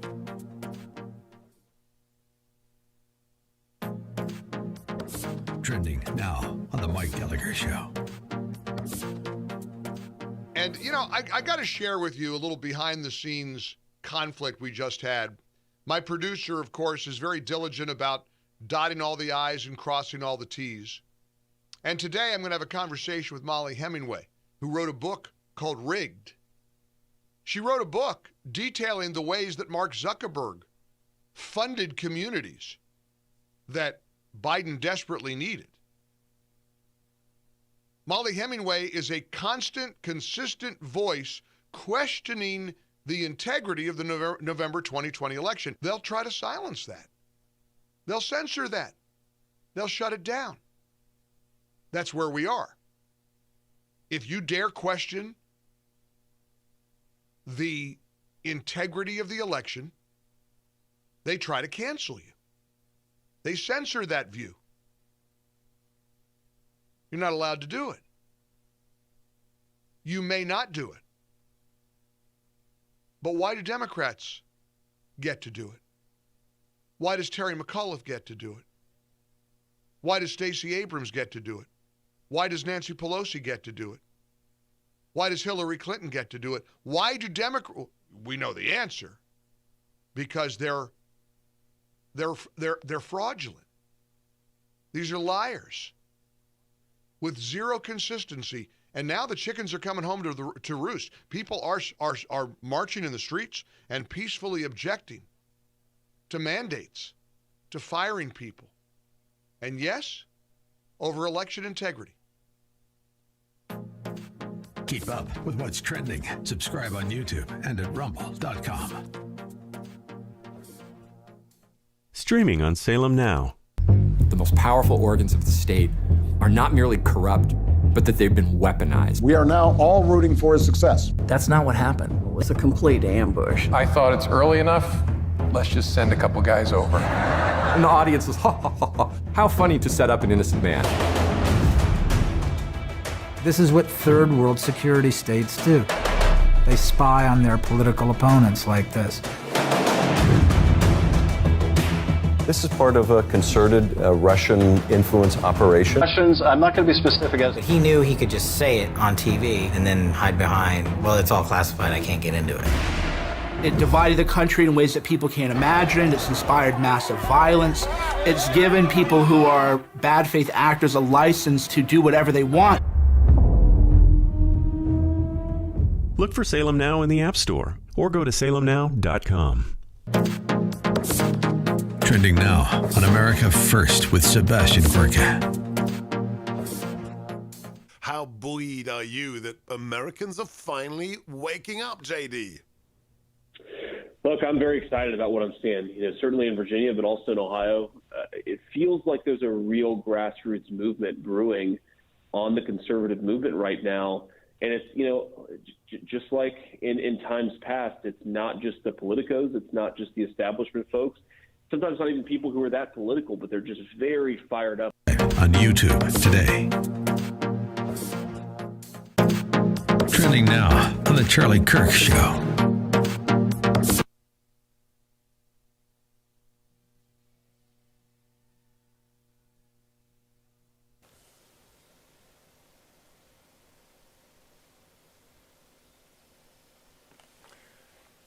Welcome back, America. I'm Hugh Hewitt. I was the first to tell you about Ted Lasso. I was the last to tell you about Only Murders in the Building. Now I want to be one of millions telling you about CRT. This morning, I posted an excerpt from a New York Times article on the California math curriculum. California tries to close the gap in math, but sets off a backlash. Proposed guidelines in the state would de-emphasize calculus, reject the idea that some children are naturally gifted, and build a connection to social justice. Critics say math shouldn't be politicized. You can go and read it. I tweeted it out. I'm at Twitter at Hugh Hewitt. Immediately, Professor Bailey's a Neiman Fellow, teaches at, I think, Davidson. Am I right about that? Yes, Davidson, smart guy. Rejoins me with something, and I respond, look, CRT is CRT. If it walks like a duck and it sounds like a duck, it's a duck. And then I'm doing a radio show, so I can't. But Connor Friedersdorf, who's no conservative, Connor's a contrarian who lives in Orange County, California, and writes for The Atlantic. And I've stopped arguing with Connor because Connor gets a hold of something and doesn't listen. So I just, look, that's not for me. I'm happy to talk with anything about anyone with anything. That's what I do for a living. But they're having this long Twitter exchange, and I'm here to explain to you the basics of CRT. Right, this is Hugh Hewitt's introduction to critical theory, and critical race theory, and critical gender theory. The Crits, that's their name, arrived at Harvard Law School in the late 70s. And I was taking con law as an undergraduate from the late Archibald Cox, who was in the middle of arguing Bakke. And in the course of arguing Bakke, he would discuss colleagues who believed that race drove the law, that in fact the law represented a white-dominated oppression of all non-white people. Now, Archibald Cox didn't believe in that. He was legal positive, but he wasn't a Crit.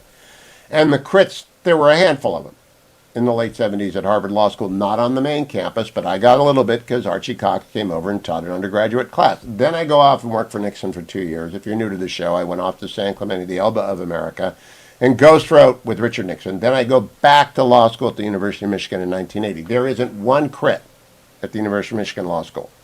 I take con law from a guy named Sam Esta.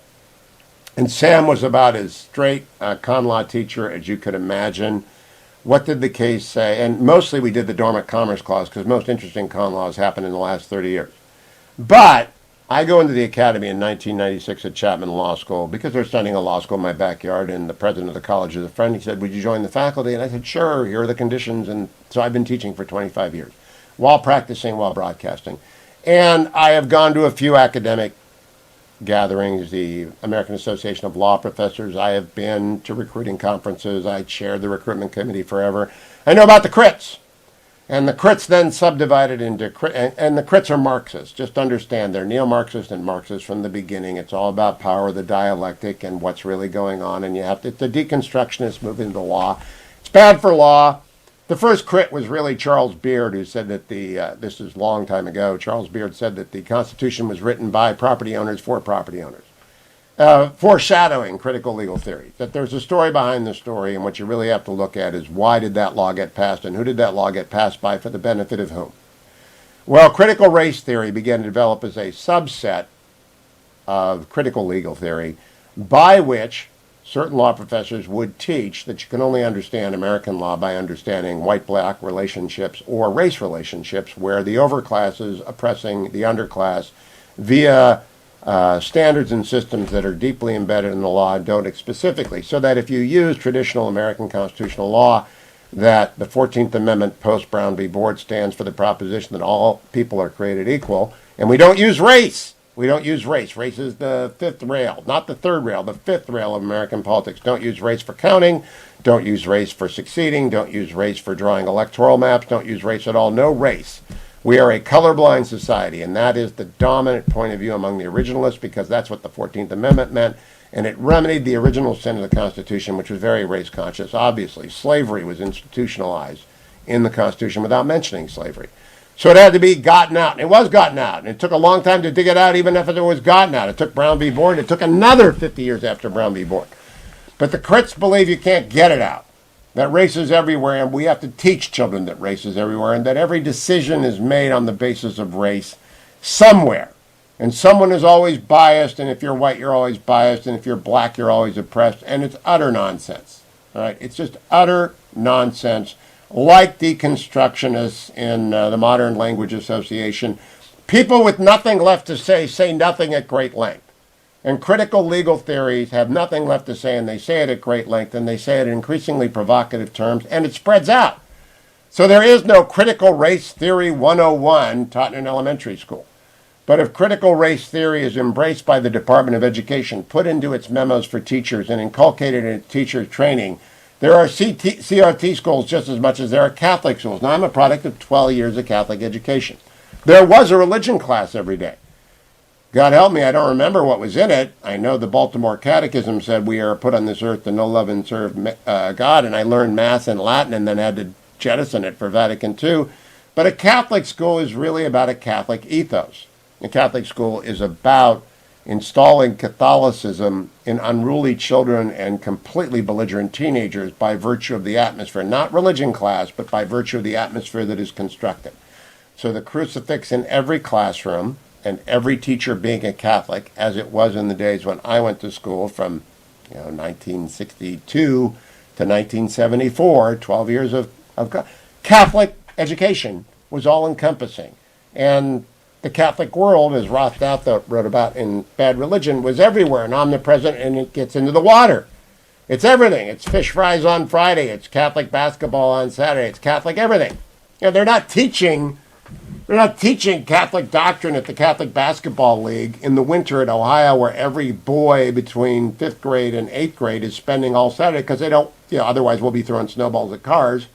That's what Catholic education was. And it's plaid skirts on the girls. And it's just the whole deal. And you get a Catholic mindset that way. The CRT mindset is the same way. There is no CRT in third period. It's instead a frame of mind that says race matters more than anything else, in the way that Catholic schools taught that the Catholic Church matters more than anything else. God matters more than anything else. Formation of character depends upon your right understanding of your relationship with God, and we're going to put that into every day and every hour through every teacher. And that's what Catholic CRT education is. Race matters more than everything else. Then we're going to inject race into everything, every day and every hour, whatever the class is, via primarily teacher training, via standards, via textbooks, via what you read and don't read, via criticism of dead white males, and via successful holding up of prominent and very important black writers like Toni Morrison. I just recently listened to Beloved at the request of Professor Jesse McCarthy at Harvard, and it's a good book, very difficult book. If I hadn't listened to it, I wouldn't have gotten it. I wouldn't have understood. It's read by Toni Morrison. I'm not sure a lot of high school students are going to understand it. A smart one, I wouldn't even object to it. It does have a lot of violence in it because, of course, a slave's life was violent. So if you want to understand what it is to be a slave or to be a freed person or to endure being hunted by slave hunters, it's a good book. That's part of the American experience. It deserves to be in schools. It is not the American experience totally. It certainly isn't the American experience in 2021. Long way of saying that when California says there are no gifted children in math, that is stupid. That is contrary to nature, because there are gifted students in math. I know I wasn't one of them. I did okay in calculus. I was very good at Latin and ancient Greek. And I scored on standardized test off the charts, National Merit Scholar. That's why I got into Harvard. I didn't get into Harvard on the basis of my chemistry proficiency. That was a big lift, especially carrying Robbie Gennari. If he's listening, he still owes me 3 strokes on a hole because I got him through chemistry with Sister John Peters. But I was proficient. I was pretty good at calculus. Never took another math class in my life. I'm not a prodigy. There were prodigies. Tom Cyber, wherever you are. Mr. Physics sat in the front room. I only got into Harvard because Gary Snyder gave me a D. I didn't understand a lick of it. Geometry, Sister Mary Aloysius put me on, he's a good kid. I'm going to get him through because he's got other skill sets. Somehow got me a decent grade in geometry in summer school. I don't get geometry and physics. That's going to surprise a lot of you. I have no idea how it works. I don't care. But it didn't matter because Catholic education is about the whole person. CRT, if it says there are no math prodigies, that's going to hurt math prodigies. Not going to help black kids. Not going to help white kids. It's going to crush math prodigies. Now, my kids went to school with a math prodigy. In the 3rd grade, Dylan went to high school. And in the 7th grade, he went over to UCI, the University of California, Irvine, to take a math class. I don't know where he is now. He was so off the charts math smart that when I see this, I just think, what are they going to do to Dylan? That was his calling. He was a mathematician. He was Newton, 4'1" Newton, running around my kid's middle school. And they didn't know what to do with him in the elementary. What do you do with a kid like that? Give me something that's from math, a quadratic equation. Is that actually a thing? I think it might be a thing. I can't remember what a quadratic is. If California says they don't exist, who wins from that? Does that win anyone? Ricardo, not from Miami. Ricardo from Kingsport. Hello, Ricardo in Kingsport, Tennessee. What do you have to say? Hey, buenos dias, Hugh. Hey, real quick on the Virginia governor, I'm going to tie it in with the CRT thing here. Yeah. I worked the polls in Bristol, Virginia, and saw a lot of support for Youngkin in the black and Hispanic community. Turns out record numbers for them, so that's really great to see. But, in 2019, the Democrats in Virginia changed the voting laws. They repealed the staters' vote ID, enacted 45 days of no-excuse absentee, election day is a state holiday, and automatic voter registration when you got your license. So it kind of blows their narrative up that if the people turn out, it's going to favor the Democrats. So I thought that was interesting. But on the CRT, yes. You got 1 minute. Yeah, on the CRT thing, much like they said global warming, and then they realized the planet wasn't heating up for 10 years and had to change it to global climate change, they've kind of done this with CRT. The other thing to be on the lookout for when referencing CRT is the DEI, diversity, equity, and or ESG. All right, that ESG is a corporate governance. It's all under CRT. Whenever you talk about race infiltrating anything, it's CRT. Just use CRT. Race as a prism through which to understand anything is CRT, and it's inimical to the American founding. It's inimical to American greatness. It's inimical to the freedom of the people it is allegedly supposed to help. It's, in fact, a giant get-rich-quick scheme. That's Hugh Hewitt's view. Everything's about money in the end. That's a little neo-Marxist. Everything's about money. Who's making money? Ask that question. Not Odell Beckham Jr. from Cleveland, apparently. ReliefFactor.com is making money, and I make money because of ReliefFactor.com. They're a sponsor of this show, but I use it every day for a reason. It works. And I encourage you, whether you love CRT or hate CRT, if you have minor aches and pains, try, not critical race theory, try ReliefFactor.com. Because no matter what your color is, it's an accident, as I think we'll talk with Dr. Arnn about next hour, and Glenn Albert. It's an accident of birth. It's a genetic accident. Whether you're black, brown, white, yellow, red, whatever color you are, polka dot, it's a genetic accident. The pain is not actually divided by color. It's divided by age and exercise. If you've got any kind of minor aches and pains, try ReliefFactor.com. It does indeed work. Coming back with Danielle Hitchen. It's a Friday. Time for me to do a little CRT Christian-related theory. Stay with me.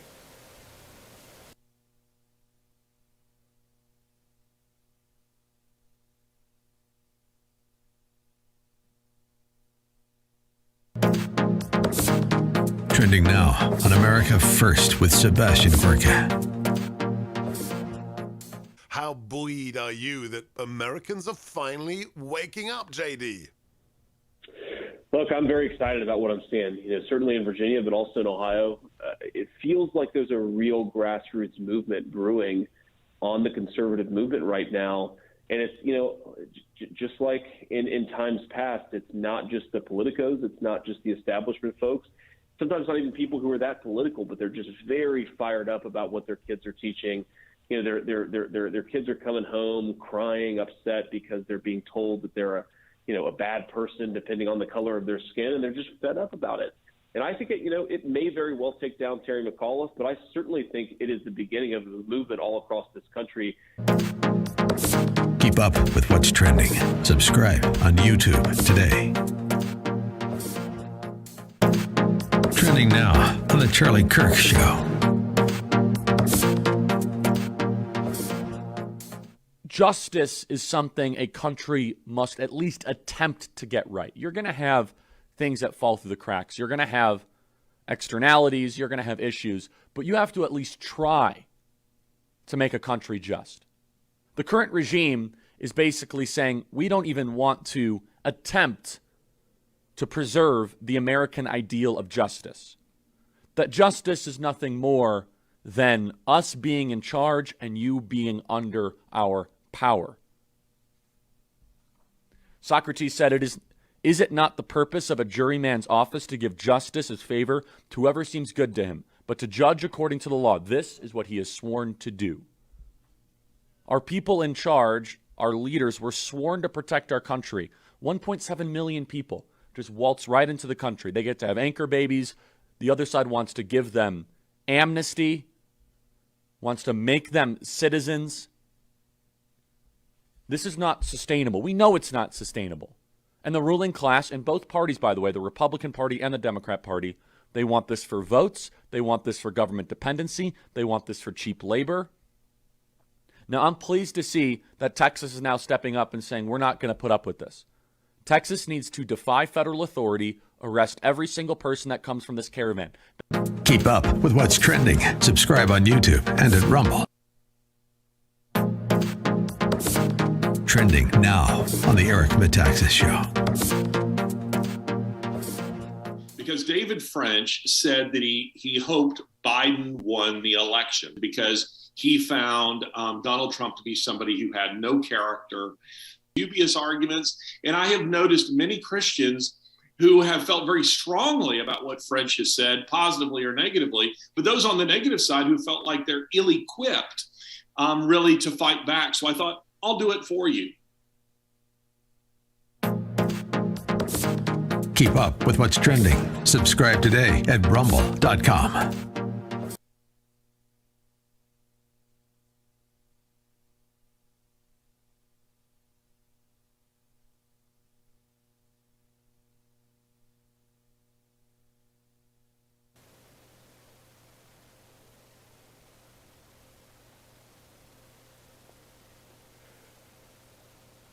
Welcome back, America. Hugh Hewitt inside the Beltway. It's Friday. I often do things differently. Danielle Hitchen is, of course, a great author who you've heard on the show before, and I always like to put forward Danielle because she developed a line of books for preschool children. Danielle Hitchen, welcome back to the program. Good to talk to you.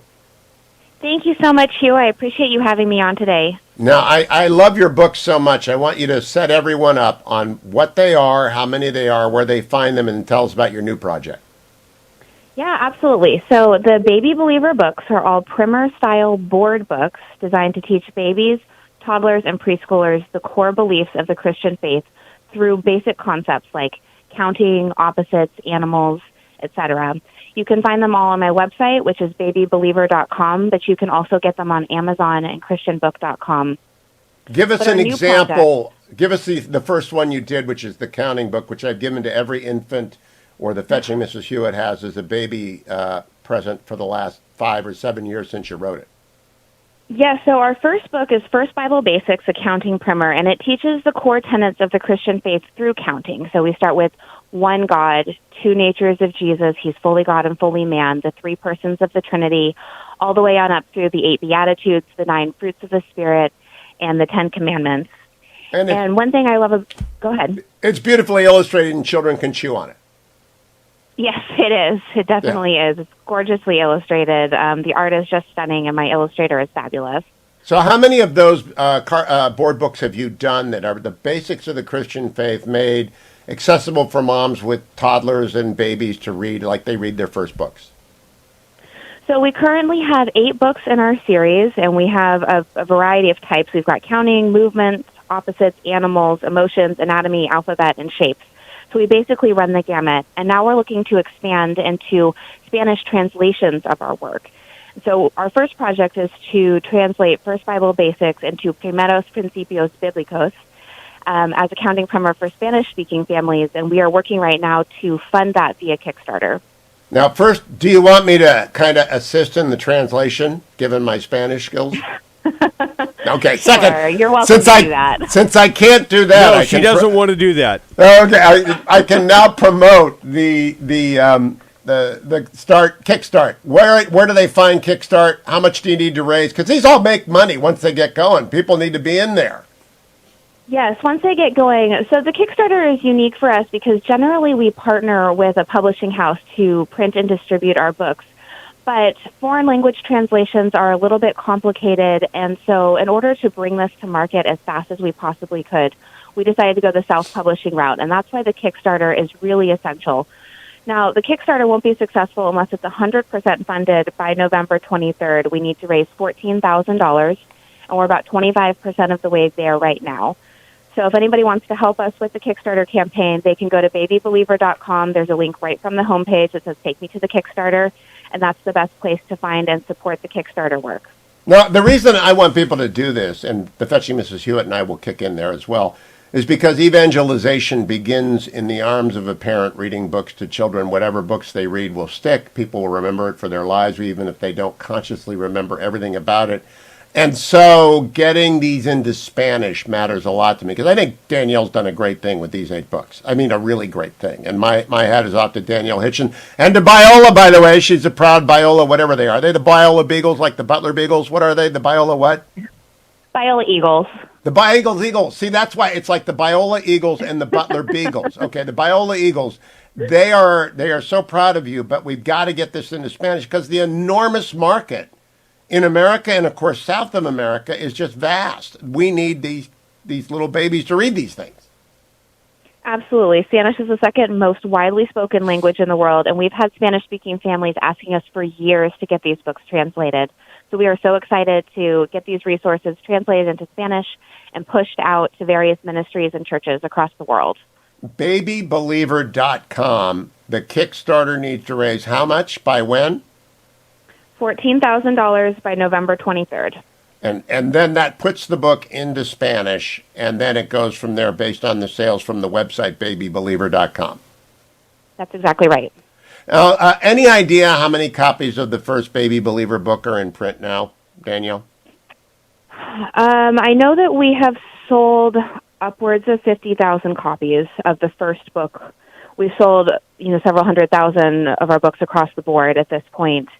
So it's really exciting to see them get out into the world. And, I have heard from families across the world about the ways that these books are shaping their children and about shaping adult theology. I've even had pastors email me and tell me they ran into my books in a bookstore and decided to base a sermon series on each spread of one of my books. So it's been so overwhelming and delightful to see the ways that God is working through this project and shaping the hearts of little ones all across the world. And I want them in Costco and Walmart in the set, and I want the Spanish set to catch up. Kickstarter for Danielle Hitchen. Go to babybeliever.com. Get her books. Give her some tin cup help to get this thing into Spanish, because houses are suspicious of Spanish language books until they're not, and then they'll pick up the rest of them. Danielle Hitchen, thank you. That's my little Christian education. Thank you. It's my Christian education moment of the week. It's Friday. I do all sorts of fun stuff on Friday, including the Hillsdale Dialogue America. Larry Orr and Glenn Elmer's the 5th of a 5-part series on Harry Jaffa and all it means. Plus, we look at the Virginia election. Don't go anywhere, America. The Hillsdale Dialogue is next on The Hugh Hewitt Show.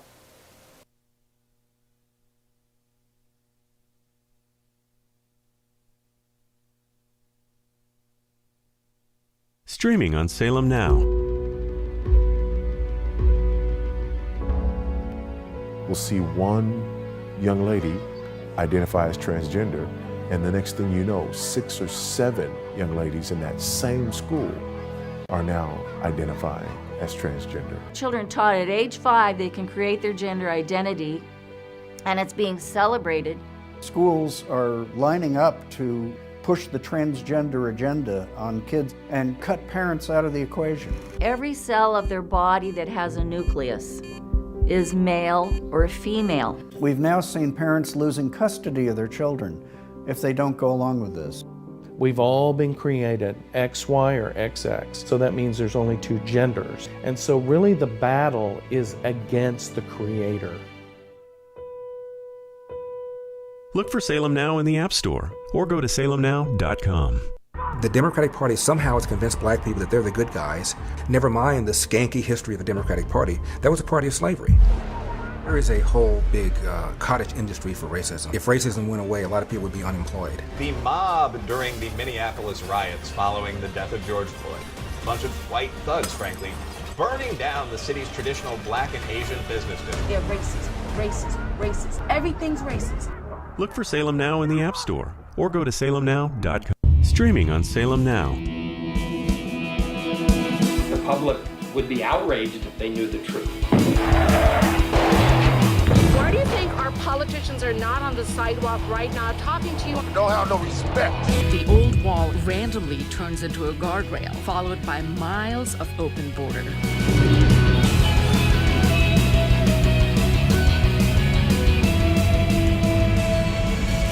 Human trafficking gone. That journey is extremely dangerous. The 7-year-old girl died in the desert. From the country of India. A great pillar of the community was killed by a man who had been deported at least twice. This little urn contains the ashes of my son. His dreams cut short forever. We're so worried about other countries' problems, and we don't. How 1 million children were placed with local foster families. Parents from all walks of life share their stories of overcoming the one-child policy by taking in orphans. Go to salemnow.com. The most powerful organs of the state are not merely corrupt, but that they've been weaponized to go after perceived domestic enemies. And that's very scary. Our constitutional democracy enshrines the peaceful transfer of power. We are now all rooting for his success. The peaceful transition of power is one of the hallmarks of our democracy. We don't live in the United States of America as is any of us would like to understand it. We have a peaceful transition of power process. That's not what happened. They interviewed General Flynn, and they did it in what was a complete ambush. I thought it's early enough. Let's just send a couple guys over. And the audience was, ha ha ha ha. How funny to set up an innocent man. This is what third world security states do. They spy on their political opponents like this. This is part of a concerted Russian influence operation. Russian interference. They colluded. They were in on it. He would constantly say, I have seen evidence of collusion. Until this is released, I can't comment. I can't go into the particulars. Russians, I'm not going to be specific as. But he knew he could just say it on TV and then hide behind, well, it's all classified, I can't get into it. Well, it's classified. You can't see it. Collusion. You just got to be willing to see it. New York's Daily News ran this front page, Trump is Hitler. How could 62 million Americans vote for Hitler? Are 62 million Americans Nazis? We really almost thought it was a joke. Like, really, you're not going to accept that you lost this election? Then they see the Russia collusion narrative sitting right there in front of them and say, why don't we just say that he cheated? It divided the country in ways that people can't imagine. It's inspired massive violence. It's given people who are bad faith actors a license to do whatever they want because they literally feel like they're fighting Russian spies and Nazis. Russiagate has been the most egregious abuse of everything that was supposed to have been good about our government.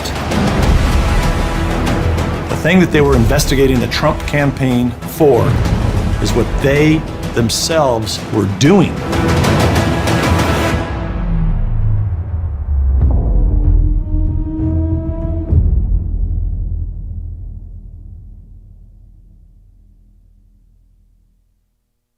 Streaming on Salem Now.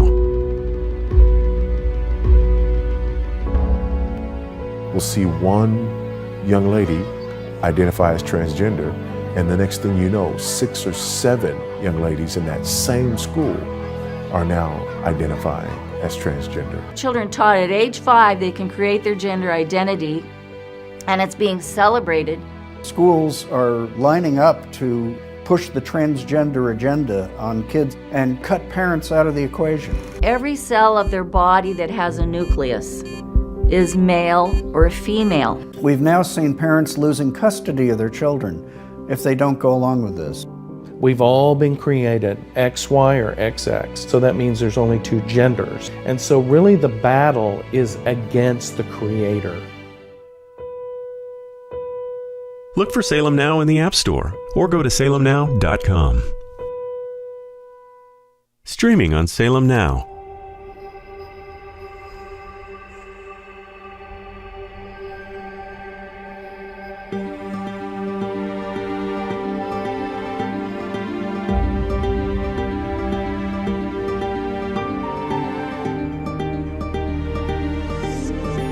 ¿Cuánto queda? No queda nada. Que lo siento mucho. That's the only time you can come to Christ. When the Spirit of God calls you to the cross. Don't you hesitate. Have you ever thought of going to seminary? Madre, padre, ¿quién está listo para ser transformado por el poder de su palabra?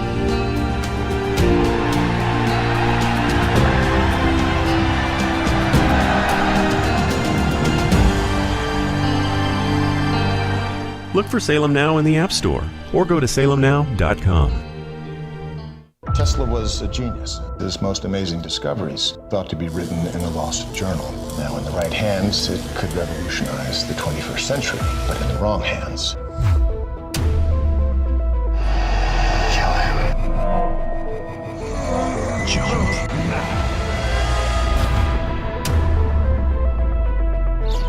If you can stop an earthquake, doesn't that mean you could start one too? That's why that notebook should never fall into the wrong hands. There's an old brown battered notebook in my office at work. You have to find it, take it, and keep it hidden at all costs. The G20 leaders meeting downtown, they're in danger. In fact, the whole of downtown could be in danger. If we are to build the superhuman, we must first eliminate those who are flawed.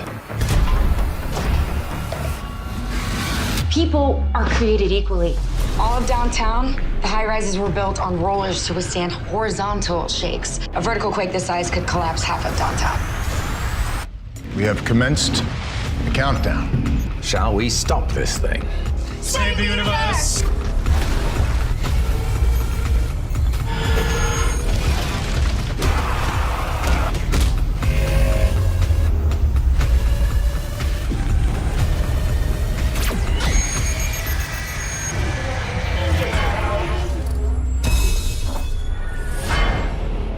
How 1 million children were placed with local foster families. Parents from all walks of life share their stories of overcoming the one-child policy by taking in orphans.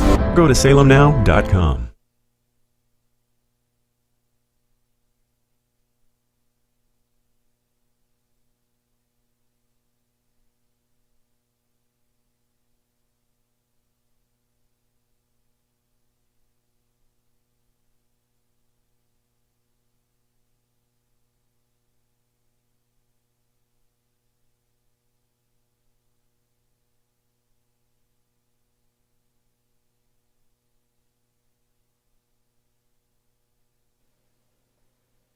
Morning, glory, America. Bonjour, hi, Canada. Hugh Hewitt inside the Beltway.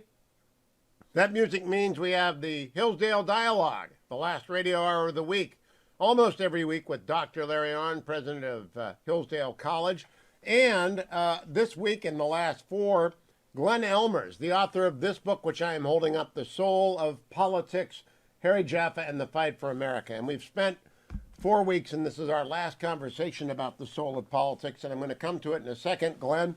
But Dr. Arnn, there was an election in Virginia this week. Now, everywhere I go, when I moderated the Ohio Senate debate last week, or was with Herschel Walker in Atlanta, people ask me, what does Dr. Arnn think about this or that? That's because we have done 412 Hillsdale dialogues. I looked it up the other day on iTunes. Lord, you're counting them now. I know. The iTunes is 412. And so they always ask me, and I say, well, the one thing I know is that he's a Browns fan and he roots for Ohio State. Once I've got that done, I really try and tell them what I think you think. But I want to know what you think of the Virginia election so I don't have to make that up. What does that mean for the country? Well, it's so I have a detailed opinion about that, but I won't give it in detail. I think I've been saying for about 2 months now, because for about a year, but especially the last 2 months, things look awful. It's just terrible, right? And, of course, when things look awful, you think any time a battle's going bad, the pattern is it's just going to go all the way to the end and you're dead. But that can't be. And I think the answer is located in the things that drove this election. It's occurred to me now that bureaucratic government doesn't have anything to say except to interfere with the most important things in our lives. And those important things are known to everybody and cherished by everybody, even if they don't think about them every day. And what are they? They are how we get our living, right? That's most of our waking time. They are everything we love the most, which is why we get our living, and that means our families, our children, our communion with things that we think about, even if we don't go to church, at Christmas and Thanksgiving and at weddings and funerals and christenings, right? We really orient our lives around those things. And if our lives are not good lives because we've made bad choices, it's those occasions when it's clear to us. Now, the point is, those things drove this election. People see now that they are being interfered with in their most private and essential things, and also public things. And so there's a lot of talk this morning that the pattern has been set for winning in 2024 and 2022, and I think that's right, if we remember that what government is actually chiefly about is to protect those things, not take those things. Ought to be chiefly about. I'm not sure the government is about those things. Now I need to talk just briefly about the media's coverage of what happened. I think you're accurate. I think you have diagnosed what happened in Virginia and New Jersey and across the country and what will happen next year. Yesterday, in the aftermath of the red wave in Virginia, built on Glenn Youngkin's promise to listen to parents and to abolish CRT in Virginia schools, Michelle Cinder, who works for us, and she's a friend of mine, she is a PBS correspondent, host of Washington Week in Review, asked 2 questions of the president. What he said didn't matter. The questions did. Let's play cut number 8. What should Democrats possibly do differently to avoid similar losses in November, especially as Republicans are now successfully running on culture war issues and false claims about critical race theory? Stop right there. False claims about critical race theory, followed up with this question by Michelle Cinder, cut number 9. What's your message, though, for Democratic voters, especially black voters, who see Republicans running on race, education, lying about critical race theory, and they're worried lying about credit. Now, this is a PBS correspondent telling the president, hiding an opinion that Republicans are lying about critical race theory, and they're not. Critical race theory was ordered by Terry McAuliffe's Department of Education throughout Virginia in 2015, and there's a reason why merit-based admissions is over now at Thomas Jefferson High School in Northern Virginia, the most elite high school, public high school in Virginia, and it's because of equity issues. Dr. Arnn, what do we do when the media throws in with the lie? Well, we have to isolate them. And you know, it's a big group, but it's also a small minority. The media, the elite media, not all of the media, of course. I mean, here we on the media. Yep. The elite media has joined a ruling class. And ruling classes are always the same. You know, first of all, in modern times, you know, since the birth of totalitarian government, since science took over as the only source of knowledge, then what they want to dominate is simply everything. And they actually understand that they can't dominate everything unless they dominate those things I was talking about.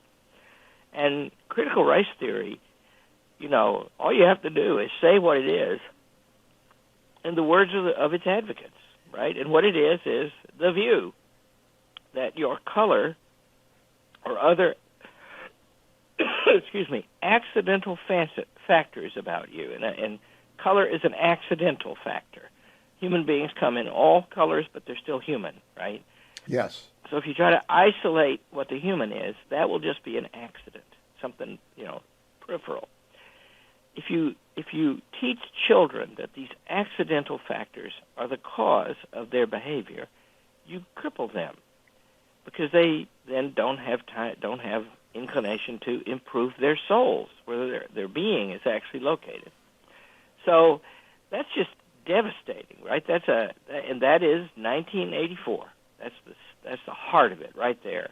And so, that's what they say, right? If you get an honest CRT advocate and an honest conversation, it is a top-down driven in the teacher training manual, in the diversity instruction, in the requirement that Terry McAuliffe said on the last day of the election, 80% of the teachers in Virginia are white, and we have to change that. It's so obvious, but then to have a media reporter paid for by NPR stand up and tell the president the Republicans are lying about CRT when they're not. Glenn Youngkin was telling the truth, and so I want to go to Glenn Elmers. You've just heard Dr. Arnn and I talk about the Virginia. It's all anticipated in the soul of politics, Glenn. It's all there. I'd like to think so, yeah. I mean, Jaffa saw this a long time ago. The obsession with race is, in a way, he likes to point out the flip side of the Confederacy's obsession with race. Calhoun was the first person to make race the prism through which to understand politics, to make racial distinctions the center of our political life, to make group rights replace individual rights. And the left now is just sort of flipping the script on that, switching white to black. The obsession with race is everywhere, Larry. It's also, by the way, in the Chinese Communist Party, which is very racialist. Han Chinese are preferred. They are against the Uyghurs. I can't believe our entire elite governing class has collapsed into race consciousness after so many decades of trying to eradicate it. Well, of course, they exempt themselves from that, right? What they think is that's what they have to adjust about us. And they like that kind of thing because they realize that our sense of our humanity, which is connected to our own motive force in making our livings and raising our children and having our families and going to church or worshiping, because, not so many people go to church anymore, but America is still a very worshiping nation. We think about almost everybody reports that they pray often, right? Well, that's you talking to a perfect being and submitting yourself to that. That's what that is. And that's because we want to do that. We would like to be more perfect ourselves. Anyway, they realize that that's somewhere in the heart of us, and that's what they have to adjust. And they're going for the soul. They're going for the soul, and I think America is awake to it. Glenn, 30 seconds to the break, then we're going to come talk about Shakespeare and the soul of politics. Do you think America is awake to this now? They're becoming more and more awake, thank goodness. I hope this is happening in time. Jaffa and his students have been warning about this for a long time. But in a way, it always takes a crisis to get people's attention. And it seems that that's finally happening now. Yeah, part of it is the Green New Deal, part of it is inflation, but part of it is very much CRT, and CRT encompasses a lot of things. There is no textbook for first graders, CRT for first graders, or maybe there is, I haven't seen it. But that's not what we're talking about. We're talking about what Dr. Arnn said, the attempt by an elite ruling class to impose its opinions and choices upon the most important opinions and choices you hold about your nature and your family and your God. I'll be right back. Shakespeare dealt with it all. The soul of politics talks about Harry Jaffa taught it. And then beginning next week, we're going after that with others from Hillsdale, including Dr. Arnn. Glenn Elmers and Dr. Arnn back after this. Stay tuned.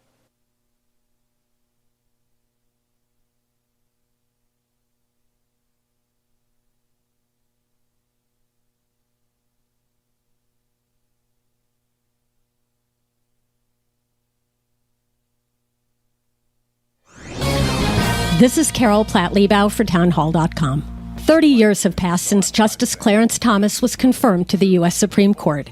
His tenure there has been consequential indeed. He's the court's foremost proponent of natural law, an understanding that our individual rights are transcendent and come from God.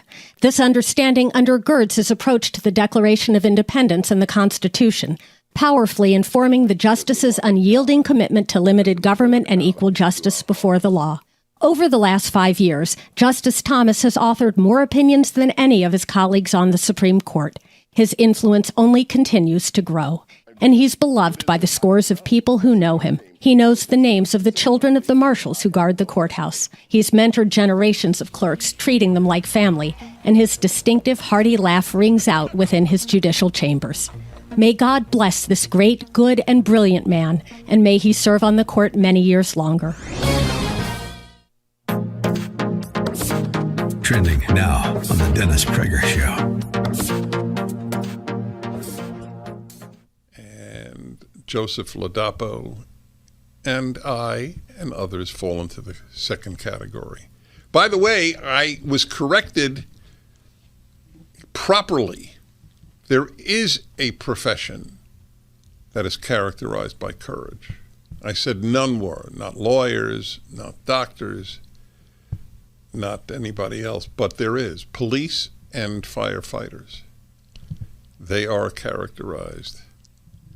And one might say that there are those working in hospitals and they're being fired if they don't get a vaccination. Keep up with what's trending. Subscribe on YouTube and at rumble.com.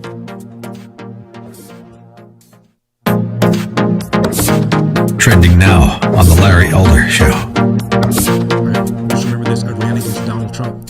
News Bulletin, his opponent is named Glenn Youngkin, not Donald Trump. And Terry is running against an acolyte of Donald Trump. Terry's opponent has made all of his private pledges of loyalty to Donald Trump, but what's really interesting to me, he won't stand next to Donald Trump now that the campaign's on. Think about it. He won't allow Donald Trump to campaign for him in this state. And he's willing to pledge his loyalty to Trump in private. Why not in public? What's he trying to hide? Is there a problem with Trump being here? Is he embarrassed? Sigh. So you can't stand Trump. You think Trump is a bigger enemy than China, than Islamofascism. And you're also chastising him for not wanting Donald Trump to campaign for him. So which one do you want? What do you want? And again, for you independents and Democrats who hate Donald Trump, please give me a call. 888-971-7243. Are you happy with the borders right now? I know you thought Donald Trump was unfair and harsh and all that. Are you happy there have been almost 2 million attempted crossing the border so far this year? More than what, in 30 years?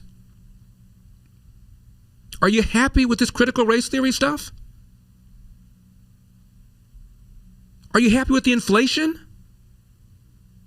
Are you happy that he shut down the Keystone Pipeline, costing countless union jobs? Are you happy with the vaccine mandates? Keep up with what's trending. Subscribe on YouTube and at rumble.com. The most powerful organs of the state are not merely corrupt, but that they've been weaponized. We are now all rooting for his success. That's not what happened. It was a complete ambush. I thought it's early enough. Let's just send a couple guys over. And the audience was, ha ha ha ha. How funny to set up an innocent man. It divided the country in ways that people can't imagine. It's inspired massive violence. Look for Salem Now in the App Store or go to salemnow.com.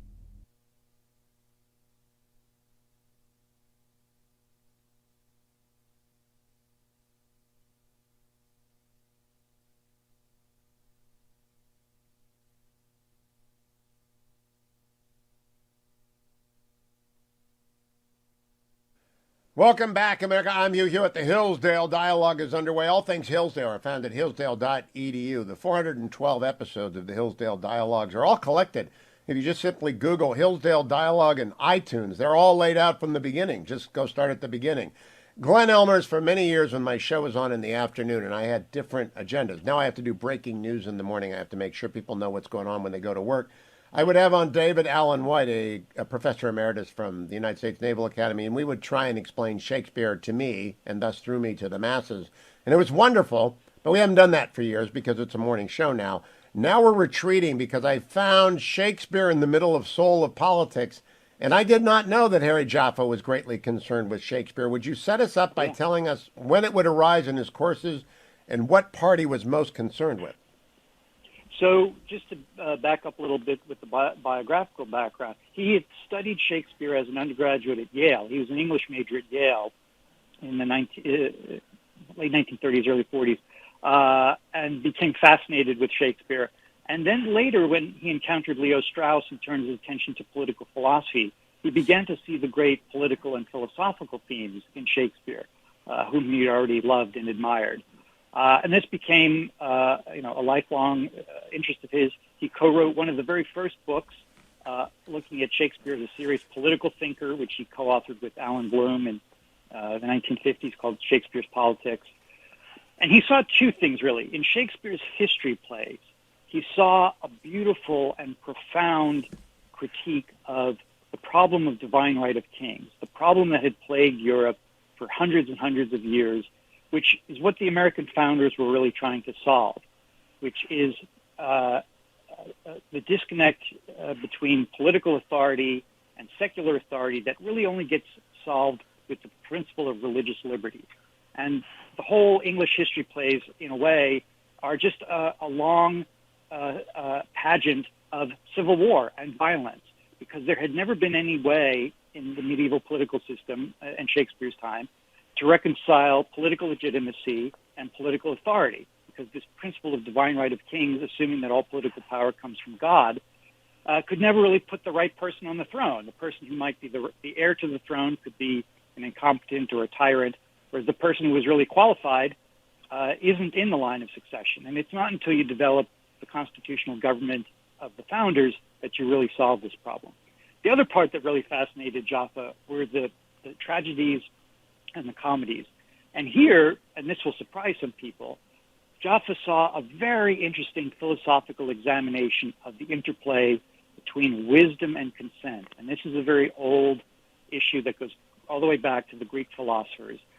And in many, not all of them, but in many of the tragedies and the comedies, you see Shakespeare exploring the idea of what would happen if a wise man could rule. Plato and Aristotle had always said that wisdom is the ultimate claim to rule, but the problem is finding the wise man and persuading him to rule.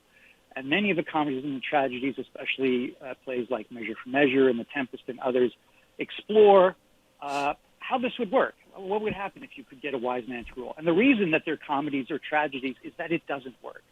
And again, in a way, Jaffa saw this as pointing to, without fully seeing, the solution the American founders came up with, which was to institute wisdom in an institution, in a constitution, and allow the people to choose their rulers and to allow the wise to emerge naturally rather than through some sort of artificial aristocracy or divine right of kings.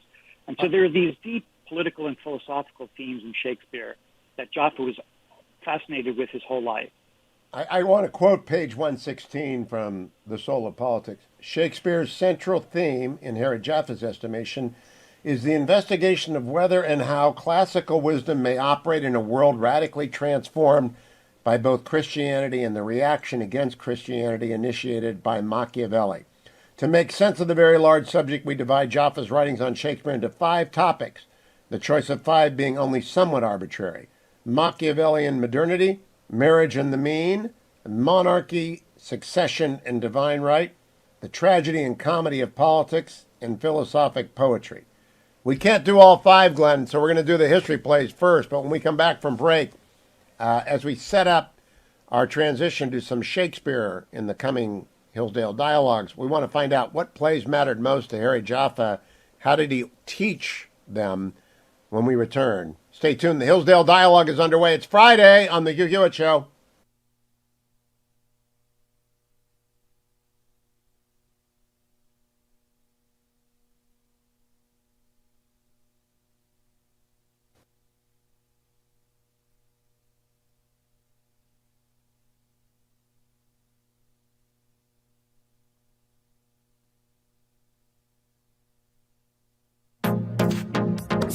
Trending now on The Mike Gallagher Show.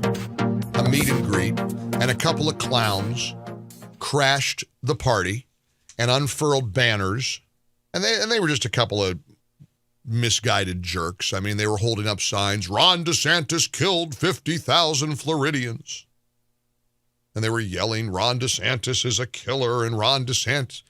You know, the left hates Ron DeSantis because he just might be the 2024 presidential nominee. He might be the next president of the United States.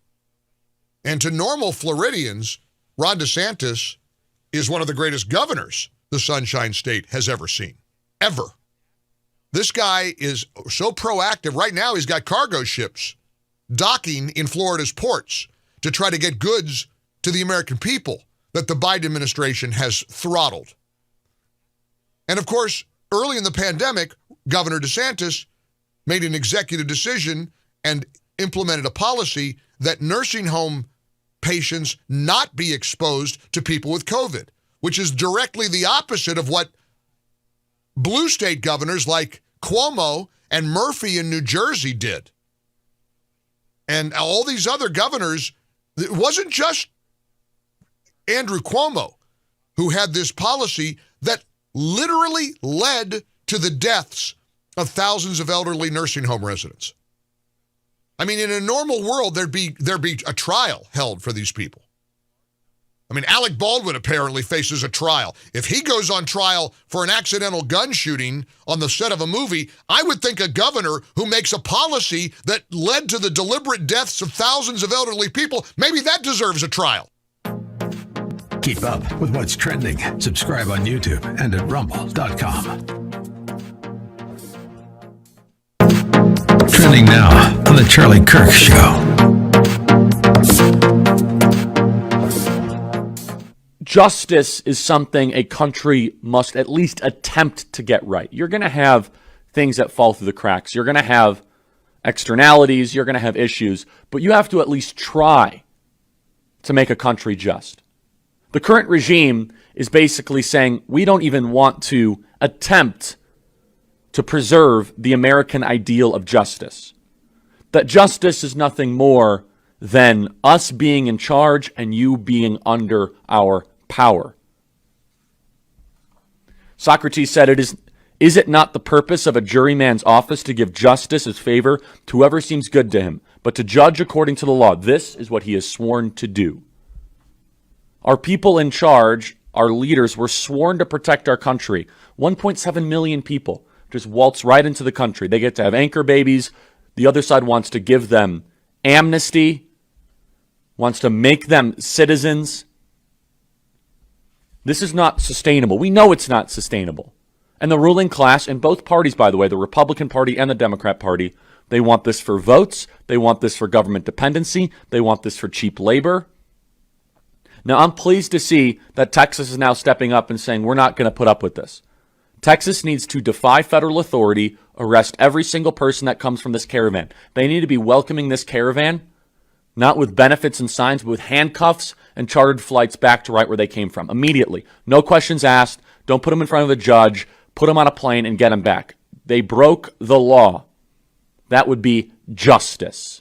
A 7-year-old would say, yeah, they deserve to go back because they broke our laws. Keep up with what's trending. Subscribe on YouTube and at rumble.com. Trending now on America First with Sebastian Gorka. How buoyed are you that Americans are finally waking up, JD? Look, I'm very excited about what I'm seeing. Certainly in Virginia, but also in Ohio. It feels like there's a real grassroots movement brewing on the conservative movement right now. And it's, just like in times past, it's not just the politicos, it's not just the establishment folks. Sometimes not even people who are that political, but they're just very fired up about what their kids are teaching.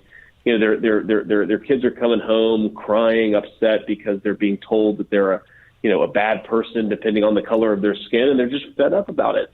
And I think it may very well take down Terry McAuliffe, but I certainly think it is the beginning of a movement all across this country. Keep up with what's trending. Subscribe on YouTube today. I grew up poor, which is even worse than being poor. We would have sandwiches with no meat. My American dream entailed working hard and making $20,000 a year. But I surpassed that goal and became a corporate CEO. We'll all be able to say, free at last, free at last. Look for Salem Now in the App Store or go to salemnow.com.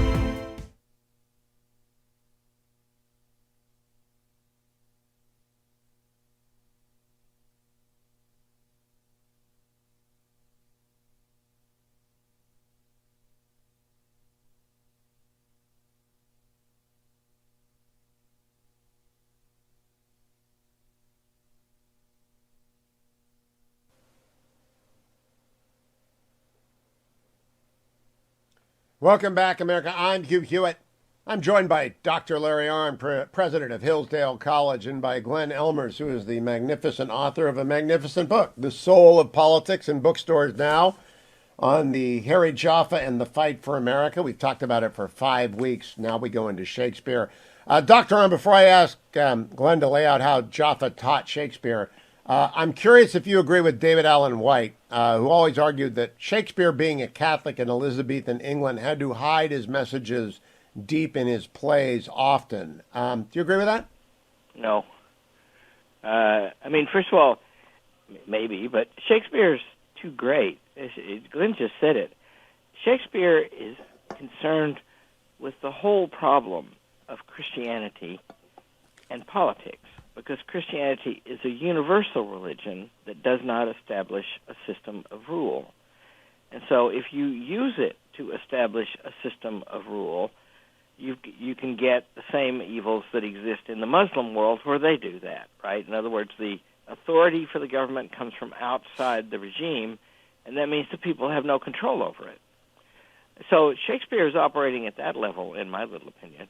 And you know, the Reformation is before the world when Shakespeare is writing, but yeah, the kernel of the Reformation is in that transcendent problem. That's a problem with the birth of universal religion. So, Glenn, what do you think of Shakespeare being a Catholic and writing carefully as a result?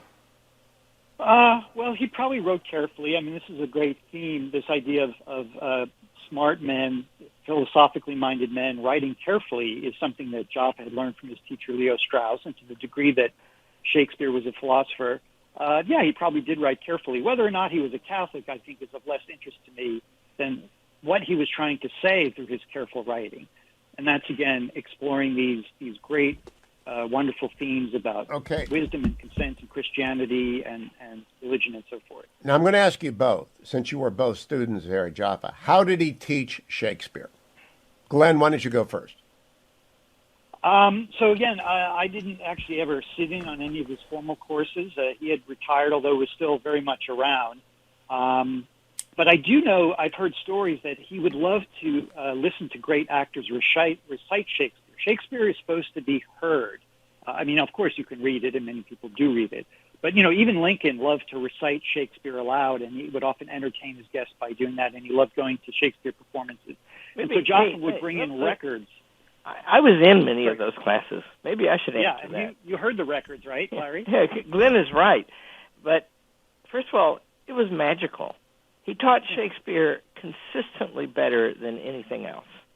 And that's because he was, you know, he taught everything beautifully, except that Shakespeare, it was lent itself to his way.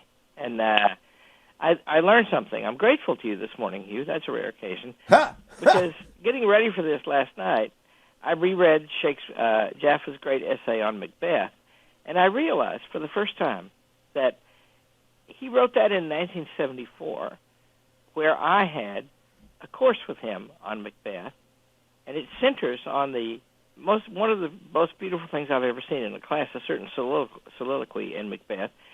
But the essay was written for Hillsdale College. Really? Isn't that odd? Yeah. And anyway, here's what he would do. Churchill, Jaffa, Shakespeare, Lincoln, I confused them, Aristotle. Anyway, Jaffa would go through the play, and he had recordings, with a needle, the turntable, and he would play the play, and then he would lift the needle and talk. And the one that I remember is what's the one that's in the center, I rediscover, of this essay on Macbeth, and that is Macbeth has a conversation with himself as he's about to murder Duncan, his kinsman, the king, and his house guest. And so he talks about the fact that those three things cry out against the murder. And he imagines angels crying out against it and demons below calling for the blood of Duncan. And at that point, Professor Jaffa picked up the needle and he said, I remember exactly the words, does this man not live in a richly populated moral universe?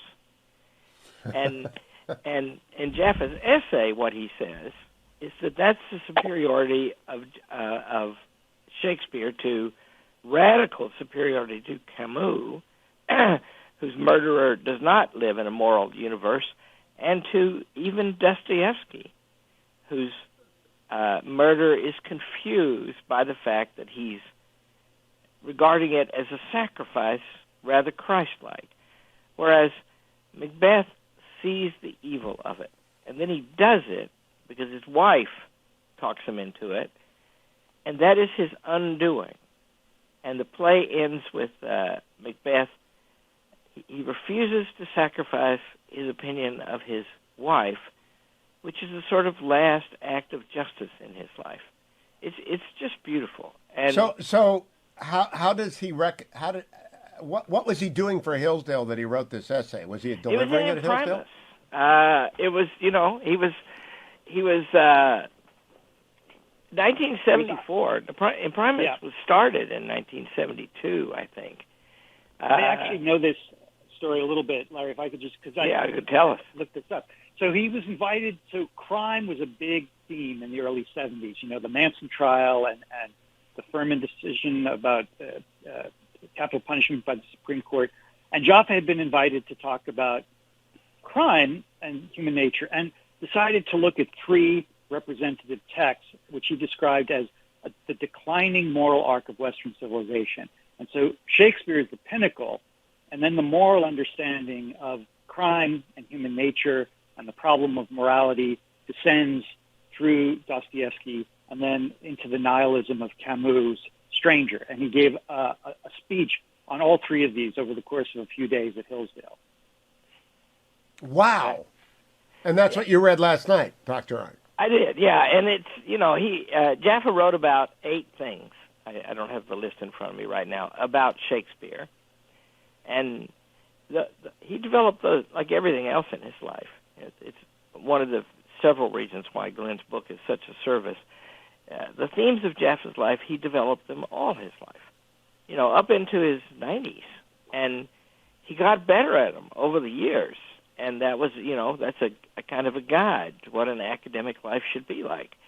But these Shakespeare things are persistent, as Glenn says, from undergraduate school, at least, to the end. And if the name Shakespeare was mentioned, he was attentive. He had something to say about that. One of the things David Allen White always said is we study Shakespeare because he is the greatest practitioner of the English language ever. And I don't know if you guys agree with that, but it would make sense for Dr. Jaffa to agree with that. Glenn Elmers, you're going to be traded to a team, and we're going to back another player named Dean Stephen Smith, who's going to sit in and do Shakespeare with us. What order, if you could channel Harry Jaffa, what order of the plays would he read them in? Would he start with the history plays? Yeah, I mean, it depends what you're trying to do. I mean, the history plays are wonderful. They have a lot to say about these. The political themes are much more explicit. It might, a lot of when Shakespeare is taught at the high school level, a lot of people begin with the comedies, and there's a reason for that. They're entertaining and they're captivating, and they keep your attention. Even though there are very often wonderful political and philosophical themes in the comedies as well. Some of the plays, I wouldn't probably start with King Lear or Hamlet. Some of those are pretty difficult. But there's so much there, and certainly some of the lighter comedies are a great way to introduce people to Shakespeare's art. I'm sort of tempted to go with Macbeth, Dr. Art. If that's what... Well, Macbeth was the favorite play of Winston Churchill and Abraham Lincoln. I did not know that. Yeah, and they both knew it. Here's the story. There's a story of a publisher of Shakespeare's plays that visited Lincoln in the White House. And the plays, the texts were not settled back then as well as they are now. That is to say, there would be slight differences in this text or that. And Lincoln was in a long conversation with the man about the choices he made in his printing of Macbeth. And Lincoln knew what the options were. Well, a parallel story about Churchill, Richard Burton was playing Macbeth when Churchill was an old man and Richard Burton was a young man, and Churchill was by then the greatest man in the world. And he sat in the front row. And Richard Burton records that he was unnerved by that because Churchill was talking throughout the play. And then in the second act, he realized that Churchill was reciting the lines along with the actors. Wow. Well, then we're starting with Macbeth. Does Dean Smith even know he's been drafted yet, Dr. Arnn? I don't know. I don't even care. Look, ask Steve Smith to talk about Shakespeare. How will you stop him doing it? I know. He'll probably be at your house at 6 o'clock in the morning saying, should we cover this? Should we prepare? Tell him we're starting with Macbeth, though. Glenn, I just have to ask, in your study of Strauss before you go to break, did Harry Jaffa worry about saying the name Macbeth in a theater, which you cannot do?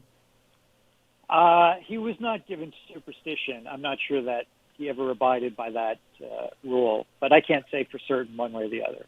Dr. Arnn, do you think it's superstition or simply a long line of tragedies lined up accidentally? Well, one of Professor Jaffa's themes about Shakespeare is that in the Shakespeare plays, the actors are unreliable. So there are people who are good at pretending what they're not, which is not a good thing to be.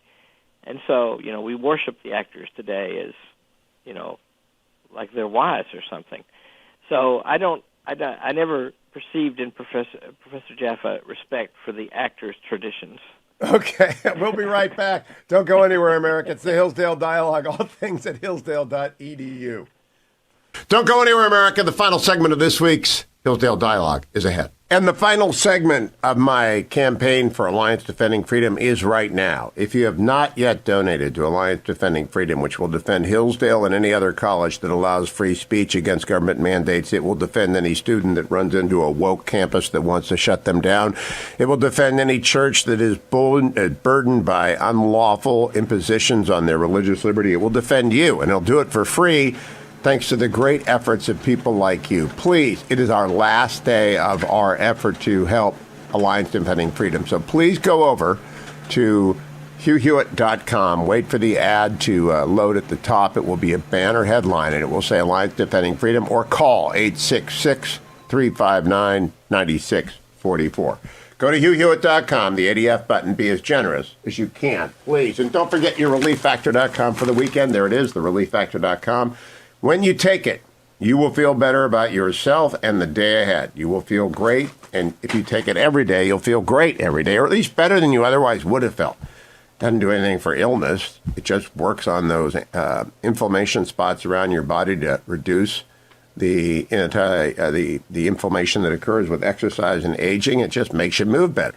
So if you're going to go to the gym today, take Relief Factor before or after. If you're going to go out and do a run or a walk or a swim, take ReliefFactor.com. If you're going to live today, take ReliefFactor.com. It's all you need to get through the day. I carry in Curcumin, resveratrol, and Omega. $19.95 gets you started, and you'll be happy that you did. ReliefFactor.com. Come back for the last segment of the Hillsdale Dialogue right here on The Hugh Hewitt Show.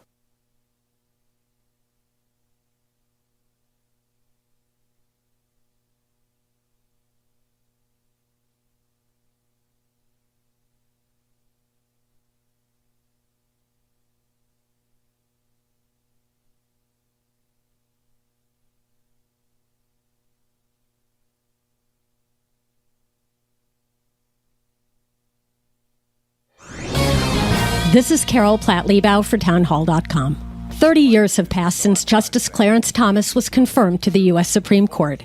His tenure there has been consequential indeed.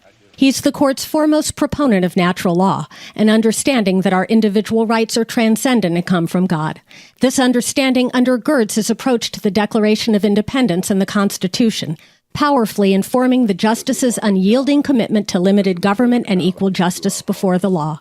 Over the last 5 years, Justice Thomas has authored more opinions than any of his colleagues on the Supreme Court. His influence only continues to grow. And he's beloved by the scores of people who know him. He knows the names of the children of the marshals who guard the courthouse. He's mentored generations of clerks, treating them like family, and his distinctive hearty laugh rings out within his judicial chambers. May God bless this great, good, and brilliant man, and may he serve on the court many years longer. Trending now on America First with Sebastian Gorka.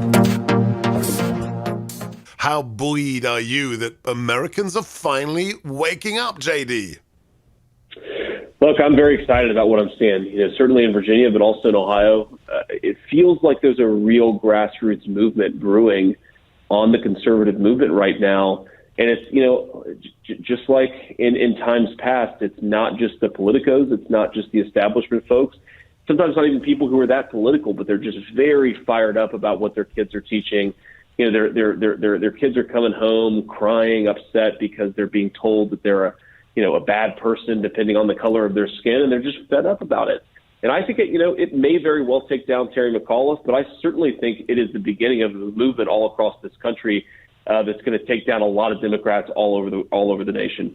In the break, we were talking to my team here, and somebody said, "Well, it's neck and neck, and if Glenn loses by 3 points, that's a big deal in any other normal election." And here's the reaction I have, JD. There is no such thing as a normal election after 2016. Do we have any faith that there will be a normal election? Talk to us about the recent breaking news about Facebook and the censorship of conservatives. You've written a piece about it. How do we get back to quote unquote normal, JD? Oh, man, we got a lot of work to do. Facebook did two things, basically, in the 2020 election, one of which we've known about for a while. They basically censored information that was negative about Hunter Biden and Joe Biden. They promoted information that was negative about Donald Trump. And I really believe that swung the election in a really important way. Keep up with what's trending. Subscribe on YouTube today.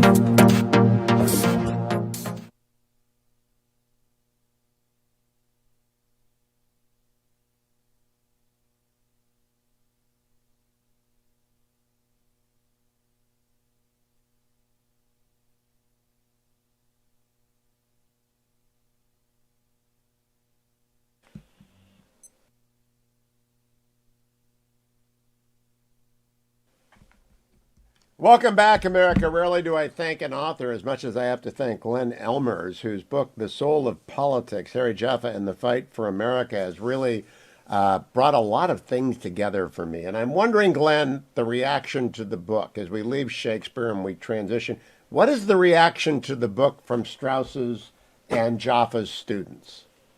So at the academic level, I mean, among political philosophers, these things take time. I mean, academic journals are notoriously slow. So I won't see some of the sort of more intellectual academic reviews for some time in the journals. The early reviews have been pretty positive.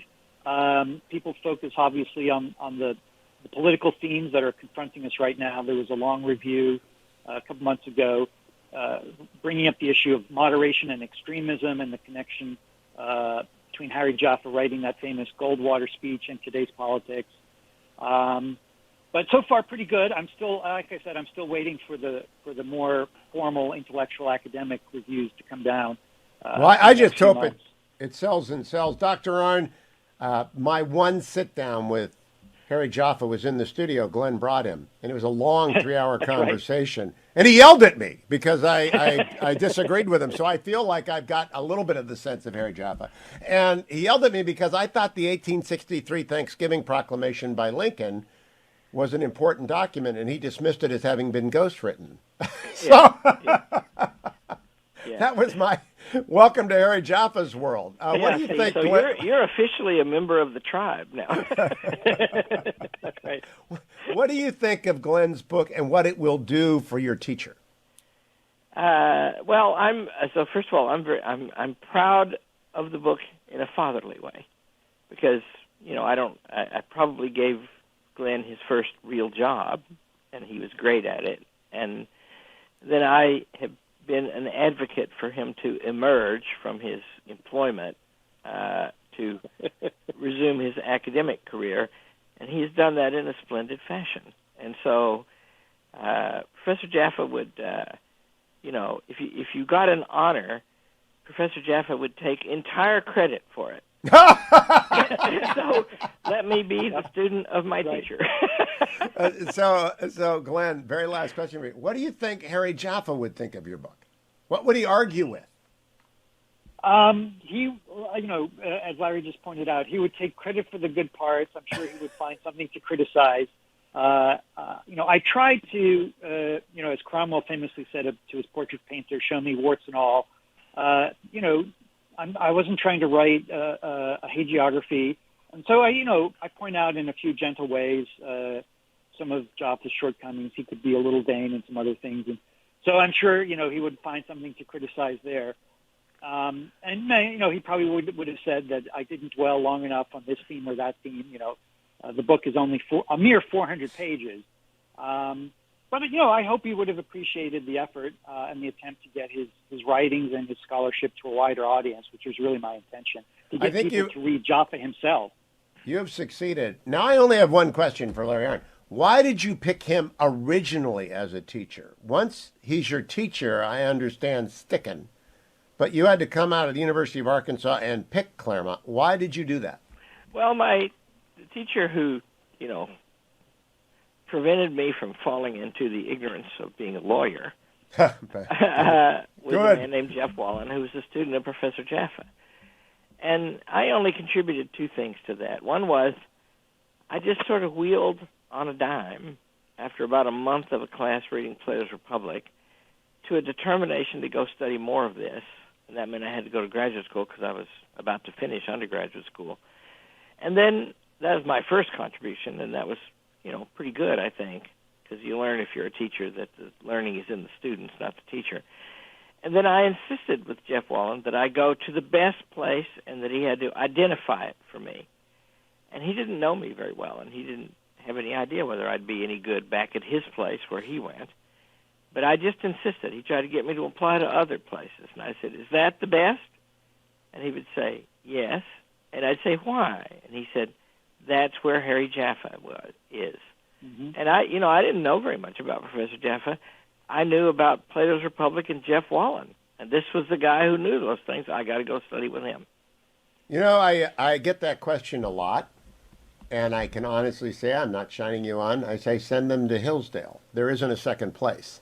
And I think that's increasingly true. Did you have choices? I mean, there was Harvey, there was Harry, there was Closing of the American Mind, Alan Bloom. Did you just wipe them away and say, I'm going to Claremont?